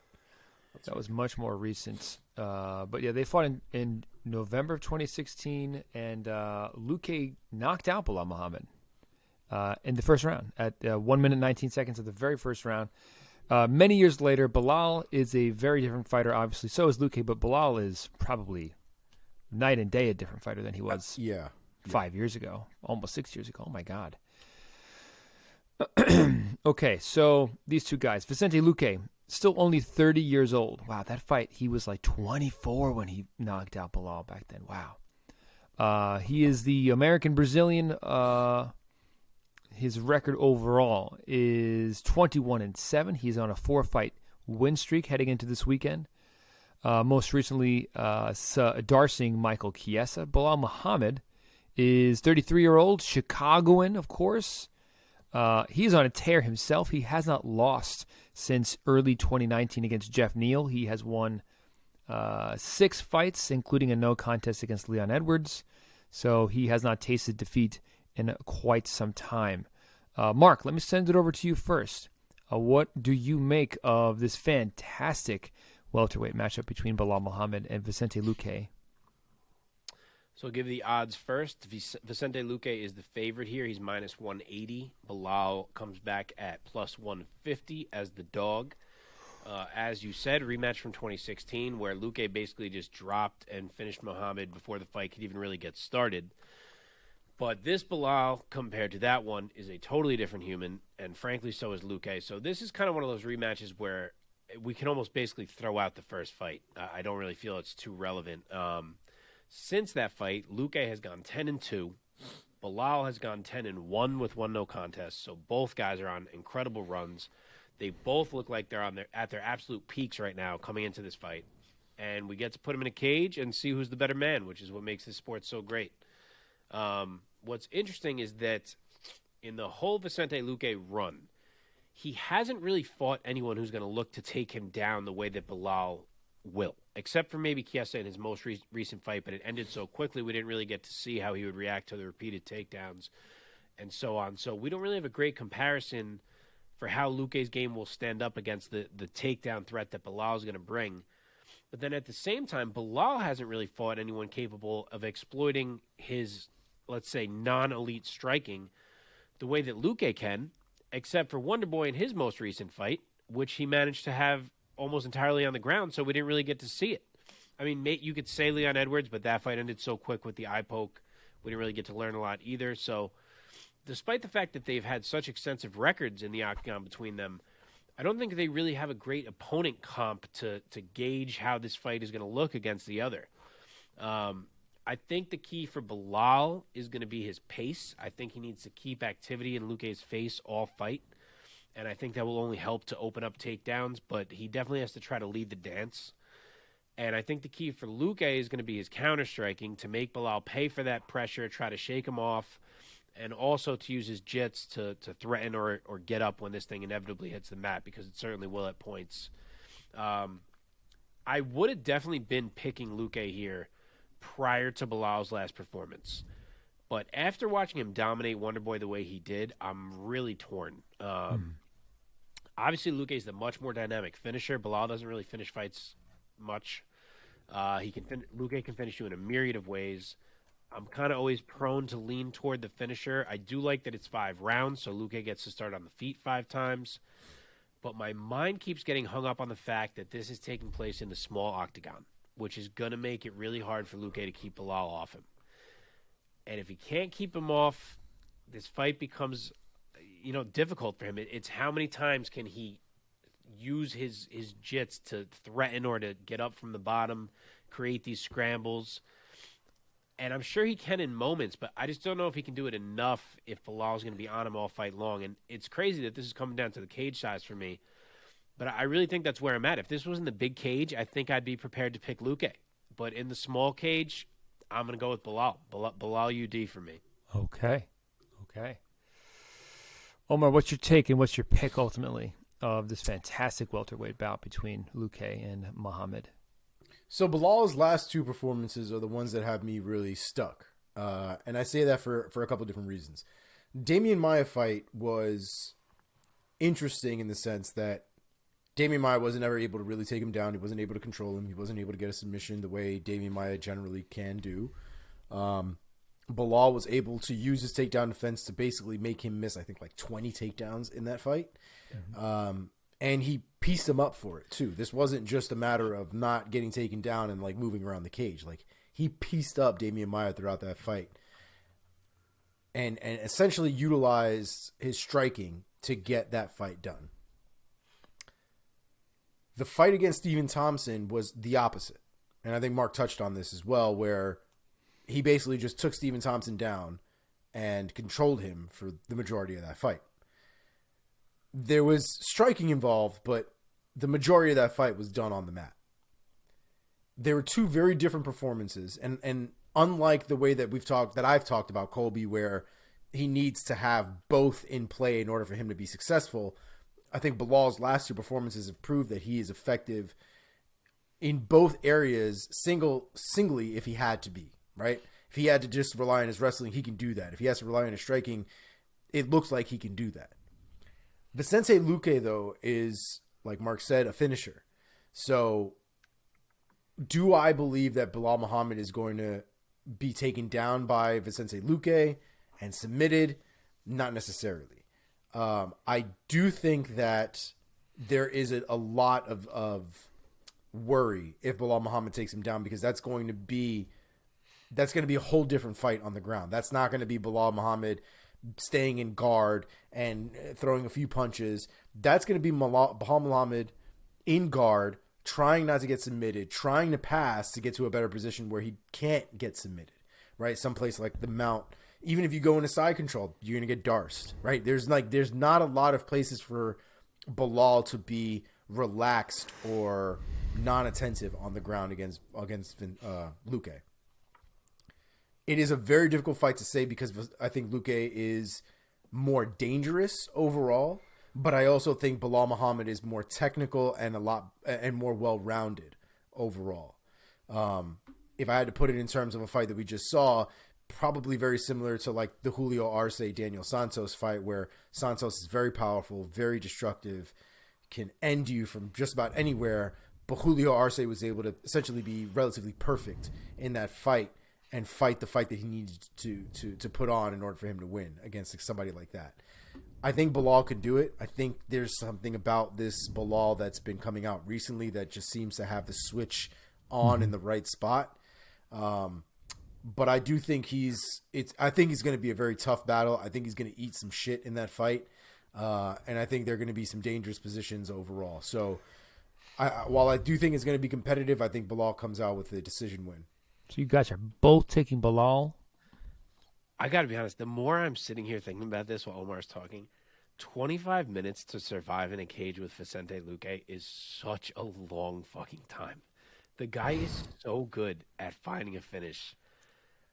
I don't know if I've ever been this torn on this podcast. I don't know how to pick this fight. I'll stick with what I said, but God, I'm struggling.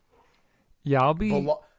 Belal would say that he's got 25 minutes to be in there with me. Yeah. Well, I think anybody would say that. I would hope. Well, if you're in the UFC. I'll be the contrarian. I'll go with Luque gladly here. I like Luque's chances. I think as strong as Belal has looked, I think Luque is sort of like sneaky strong at welterweight, and he just has I think he's going to have the superior striking skills, and I think he is going to get Belal out of there. I'm going to go Luque, TKO, 4th round. That's the pick. Any other fights you guys want to talk about? UFC Fight Night, Luque versus Muhammad 2. We kind of already did that. So let's move on. Yeah. Bellator 277 also happening this weekend. McKee versus Pitbull 2. The rematch is happening. Let's also touch on the co-main event, of course. Vadim Nemkov versus Corey Anderson. Before we get into either of those two fights, are there any other fights on this card that you guys want to mention or spotlight? I'll give you a couple. We were supposed to have Aaron Pico versus Jeremy Kennedy, which would have been awesome, and awesome. Really provided Pico. It would have provided Pico a chance to further legitimize himself, but Kennedy is out. Adley Edwards is in as a late replacement, and Pico is minus 1,000 on some books, so that tells you what you need to know about that one. But you will get a chance to watch Aaron Pico. The other one I wanted to really highlight is Tim Johnson versus Linton Vassell. Odds are tight on this one. Vassell's a bit of a favorite. This is a big one for the surprising heavyweight rise of Linton Vassell. He's a guy who could never really crack the elite as a light heavyweight, and then kind of made this move to heavyweight that maybe no one saw coming. And since moving up, he's gone 3-1. His only losses to Moldavsky, who we know is a beast. He finished Karatanov. He finished Ronnie Marks. He beat Tyrell Fortune. So this is a big chance for him now to really enter that Bellator title weight picture kind of unexpectedly. I don't think anyone saw this run coming. And Tim Johnson's only a couple fights away from beating Czech Congo, who's about to fight for the belt. So, he's a credentialed guy. So there's big implications in this one. And I think Vassell can probably lean on his grappling and get this done, but I'm interested to see. Okay. Let us begin talking the co-main event between Vadim Nemkov and Corey Anderson. Nemkov, the 29-year-old Russian former combat sambo world champion. He is on quite the tear in Bellator coming out of Ryzen. He's still undefeated in the Bellator organization. He has won 1, 2, 3, 4, 5, 6. His first 7 fights in Bellator.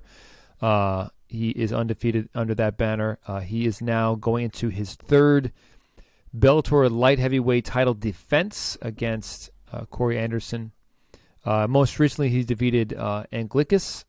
Anglicus, that's right. Excuse me. Corey Anderson, the 32-year-old Illinoisan, of course, of prior UFC fame, switched over to Bellator back in 2020 after his loss to Jan Blachowicz. And he's 3-0 in Bellator right now, having defeated Melvin Manhoef. I'm not going to try to say this guy's name. Mark, you know his name. How do you say it? It's Dov. Dolzad. I don't even remember what his name is yet. Yagshimadov. Okay. Yagshimadov. And, of course, most recently defeating Ryan Bader by TKO in the Bellator light heavyweight World Grand Prix semifinal. So there you have it. Omar, what is your take on Nemkov versus Beastin 24-8 or 25-8? Corey Anderson. So Mark may be surprised at this, but I may be on this Corey Anderson train. Wow. Oh, come on, man. Oh, wow. That's too loud. It might have happened. Wow. I mean, you can't really discount the performances themselves. The competition can be argued. The level of competition can be argued. Whether I like Ryan Bader or not, frankly, is irrelevant.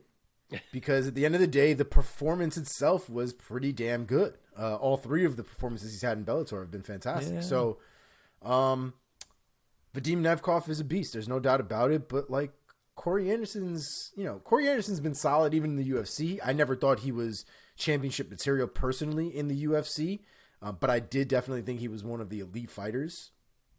I definitely see him being able to beat Nemkov. I don't think Nemkov is particularly better anywhere from Corey Anderson, and I think Corey Anderson probably has a little bit of the experience, especially with the caliber of fighters that he's fought in the past. So I think he's got that experience over Nemkov. So I'm going to go with Corey Anderson, and to keep the ball rolling, I'm going to go with Corey Anderson by TKO, round 3. You're calling for his 4th consecutive Bellator TKO victory. Yeah. Okay, Mark, what's your take? What's your pick? Very surprising. I know. The favorite here is Nemkov, the champ, -170. Corey is +140, so pretty tight. Finals of the Bellator Light Heavyweight Grand Prix. Belt obviously on the line, and we really ended up with the perfect matchup because these are definitely the top 2 light heavyweights in Bellator right now. So I'm glad this is the finals.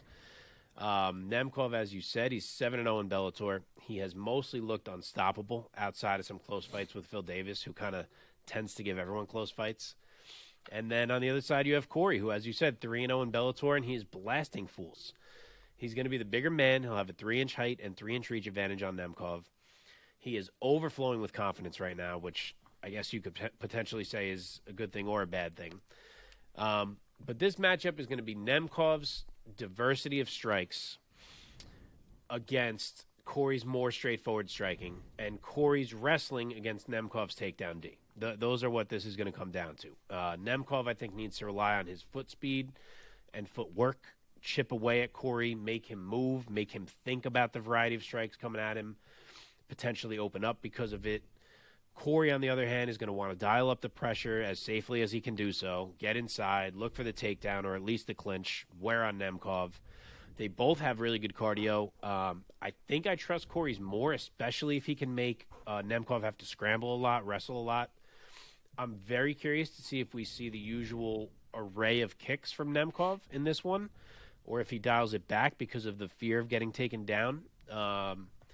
They both have power. Corey is the one that has shown to be more hittable. As we know over the course of his career, he sometimes has these moments where he just leaves himself wide open.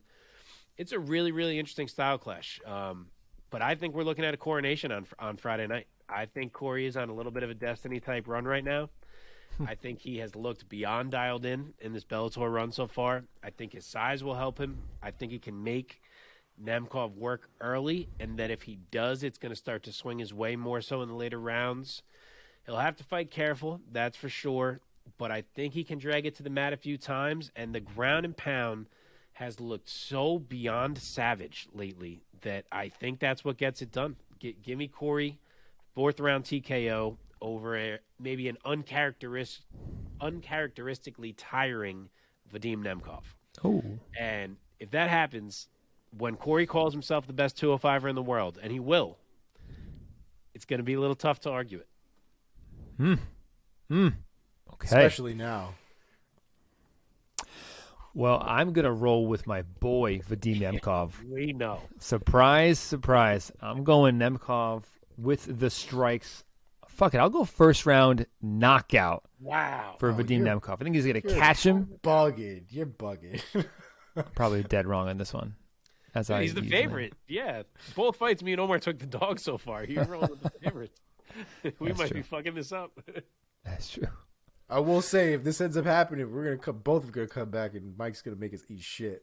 So, no, I've always been a fan of Nemkov's skills, as is well documented on this show. Let's move on to the main event. The 2 names on the marquee of this Bellator 277 card: AJ McKee defending his title against Patricio Pitbull, who he swiped it from in their very last fight. It is the immediate rematch. Neither one has faced anyone since AJ McKee finished Pitbull back in, when did this happen? July of 21. He knocked out Pitbull in the 1st round. It was a technical submission guillotine choke, but he landed a great head kick with Pitbull up against the fence. And the end came officially at 1 minute 57 seconds of the 1st round. Seeing AJ McKee finishing this quest of capturing the Bellator Featherweights Championship, also winning the Bellator Featherweight Grand Prix. Omar, let me start with you. What is your take? What is your pick for this marquee rematch? I loved this fight when it was made the first time. I still love this fight now. I don't believe this fight's going to go any differently than how it went the first fight. I personally think AJ McKee is just too goddamn good. He is so well-rounded and almost elite in every aspect that I don't feel like there's a clear path to victory for Pitbull. And I think there's a lot of physical advantages that McKee has over Pitbull that make it even more of a pain in the ass for Pitbull to find a way to win. To say this, you need to understand that I do not discount any of Pitbull's skills or his ability to fuck somebody up, because the man is a straight up killer. And it should be noted that I am simply saying AJ McKee is more than a killer, is more of a threat at this point, and not anything diminishing Pitbull. So, again, I don't think anything's going to be any different. I think McKee is still going to be able to pick him off at range, and eventually get him to a point where he's gonna fall. He did the first fight was strikes into a submission. Is that right? Yep. Yeah, I think he puts him out with strikes cold this time. So I'm gonna go with KO round 1. Mark, give us your take and pick. So after they were like nearly pick 'em the first time, McKee is minus 330 coming into this one. Pitbull's plus 260. Yeah, here we go again. Pitbull gets an immediate rematch, and deservedly so with the resume that he has and everything he's done for Bellator. But just like Omar, I think the second act is the same as the first. Now, maybe AJ doesn't get him out of there as quickly. Honestly, in all likelihood, he won't. Maybe he has to endure a few tough moments that he didn't in the first one. But all in all, my take has not changed from when I picked AJ the first time. And that is because I think he's better everywhere. He's 5'10" to Pitbull's 5'6". He has a 73.5-inch reach to Pitbull's 65.5-inch reach, which is huge. I think he's the more skilled striker. He's certainly the better wrestler. And I even think he might have the slicker jiu-jitsu. Plus, I favor his fight IQ. I think he's better everywhere the fight goes.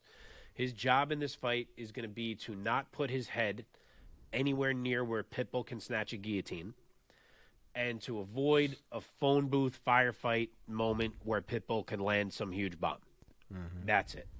And, of course, Pitbull has shown us again and again throughout his career that those things can absolutely happen. He's made a career on them. But I think AJ understands that as well as anyone. I think he's too smart. I think he fights how he needs to fight, and I think that will allow his skill to shine through. My only debate is whether I think he can finish him again or if we're going to see the bell this time. But, hell, I'm all in on AJ McKee, so why not? Let's say he finishes him again. I will say AJ McKee, round 3, submission, victory, rear naked choke. He's going sub with the rear naked. Omar's going knockout. Piecing What him round up. did you say, Omar? First You say round. one? First round? We getting out of there early. Oh, boy. I'm going to go McKee by TKO in round 2. So we have some real diversity here on this show. Well, we You all just- agreed you on just- one pick. You just pulled a Price is Right. You just took our 2 goddamn answers and you just put it right in the middle. $1. I said $1, Bob. Cool. All right, that does it for our preview of the fights this coming weekend. And that does it for our show. Oh, wait. Let's end with a little bit of Mikey's trivia. I'm never going to call it that. I again. also got a quick one today as well. Oh, you do? Nice. I do. I didn't bring any today. Okay, here we go. Real quick. Okay. On this past weekend's card, Mickey Gall fought. Of course, Mickey Gall, most famous still for being the lucky, relatively new fighter who got the nod to go up against the famous and infamous CM Punk. Of course, CM Punk's real name is not CM Punk, and it has nothing to do with the letters C or M. But it is Phil Brooks. Nobody knew that until he joined the UFC. That's facts. Even fewer people know CM Punk's real middle name.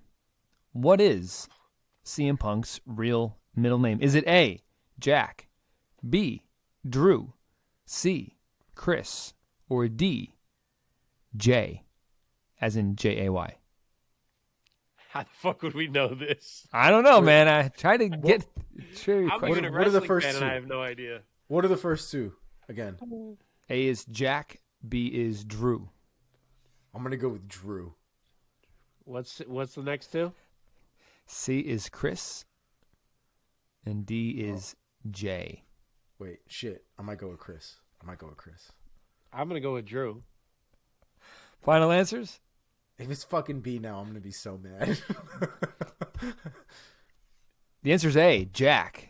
Oh, all His right. name is Well, at least I Phil. was wrong entirely. Phil Jack Brooks. This is what he has to do to stump us. He has to go Yeah, to the it's fucking just- fringe of MMA. God damn it. Shut up. How the fuck would we know his middle name? I don't know what to fucking ask you guys. You guys know everything. You know Well, everything. I mean, he got me though. I mean, shit. Has nothing to do with MMA. Okay, my second question also has to do with names because that's just the theme that I felt in my bones for this week. This is my truth, guys. This is my truth this week. Okay, the Diaz brothers, Nicholas and Nathan. One of them has the initials NRD. The other one has the initials NDD. Which one is NDD and which one is NRD? It's gonna be another complete guess. I can't even think of any middle names that start with the letter N. Yeah, no fucking idea. Well, No, not N. he didn't give you N. He gave you R and D. And you said NRD, and what was the other one? NDD. Oh, ND. I heard I'll say ND. Nick is NR. Okay. Omar? Go the other way, Omar. One of us can be right. Don't let him stump us. God, I'm so interested to know what these middle names are now too, because I wonder if they're Hispanic as shit. Are you going the other way? Yeah, because I don't really have a good answer for this, so All I right, will yeah. go NDD for Nick. I'll go in age order. Nick's full name is Nicholas Robert Diaz. I'm the champion of the world. It's not Hispanic at all. Nate's full name is Nathan Donald Diaz. Holy shit. This is all according to the Wikipedia. All right. And I apologize now, and next week I'll try to have more actual MMA-related trivia questions. It's just difficult to fucking find that You sweet you spot have for a you. you have a tough job trying to find some good questions. I some understand MMA your plight. purists. I get it. All right, give us You're yours. here Omar. next Never week and be like, okay, who did I see today?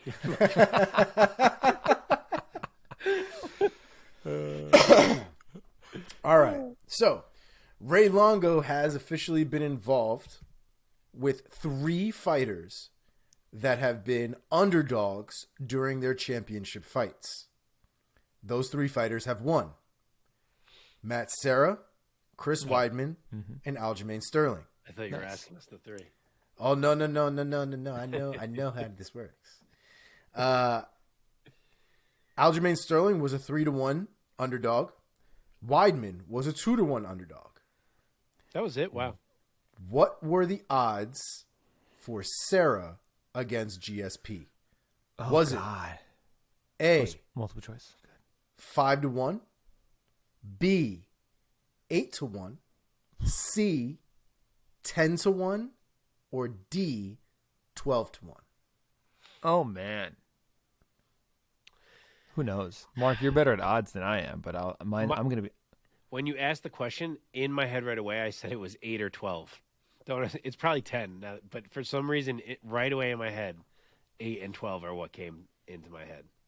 What was number 1? What was A? Number 1 is 5-1. 5-1. I'll go. It's just a guess. I'll go 8. 8 Or to 1. should I fucking split the difference and say 10? No, I'm going to change. I'll say he was 12-1. I was going to change to 12, so I'll stick it with 8 then. Final answers. Final. Mike gets it with the 8-1. Oh, what a guess. On the long shot. What a guess. Right there. What a guess. 8-1. 8-1 favorite against GSP, and he won that shit. Whoever This is bet when on he Matt beat Serra GSP. got. Yeah. Somebody got paid that day. They rematched, right? Yeah, I know they did. Oh, yeah, and he lost the second time. Yeah, Pretty from the handily, knee but- strikes to the body.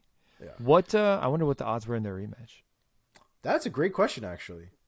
That's a good question. I have no guarantee idea. George was still the favorite. Yeah, for sure. Probably less so, though, from 8-1. Probably more like maybe 3-1 or 2-1 or something like that. I wonder if I could find it. Betting odds. Sure. How did you find this, Omar? It was a graphic that came up from BT Sport. Oh, cool. Holy hell. Fucking Georgia was minus 495 for the second one. Sarah Wow. plus Wow. 445. Wow. So yeah, I think they were pretty confident that one was a fluke. Dude, somebody somewhere got paid in that first fight. Facts. Big facts. Yeah. Sidebar, I thought of a different name. My wife and I were talking about the thirsty thing we were talking about last week about the UFC fighters or MMA fighters in general that have the thirstiest Instagram. We didn't even mention Rachel Ostovich. Oh, Yeah. Rachel Ostovich Yeah. might be Paige Van Zandt level, to be honest. Thirst They might be City. the 2 ahead. Really. So just thought I'd bring it out there. What the fuck was I just gonna say too? Oh, I was gonna say speaking of the betting lines, I loved Aljo's line post fight where he was like keep betting against me, keep making me the underdog, and everyone in Long Island's gonna get filthy fucking rich. Yeah, I thought he that even was said that great. everybody in Huntington just got paid that night. Yeah. Big paid that night. That was great. Yeah, that's cool. All right, boys, let's bring this show to a close. Thank you so much, ladies and gentlemen, for joining us for yet another very fulfilling and exciting episode of MMA Talk. Join us next week. We're going to recap, of course, the fights from this coming weekend, the UFC and the Bellator. And we have fights the week after that, don't we? We do. Yeah. We do. Awesome. Once again, if you're joining us on YouTube, go ahead and subscribe and hit the bell icon so that you never miss an episode. Go ahead and share this episode or clips from it with somebody who you know who might love MMA. Find us wherever you get your podcasts. And, of course, join the conversation on social. Find us on all social media channels at @new_MMA show in all the places. And that does it for me, gentlemen. Any parting shots? Get your Muay Thai in, boys. Maybe not 4 times a day. Yeah. All right, folks, take it easy. Enjoy the fights. We'll see you next week. Peace.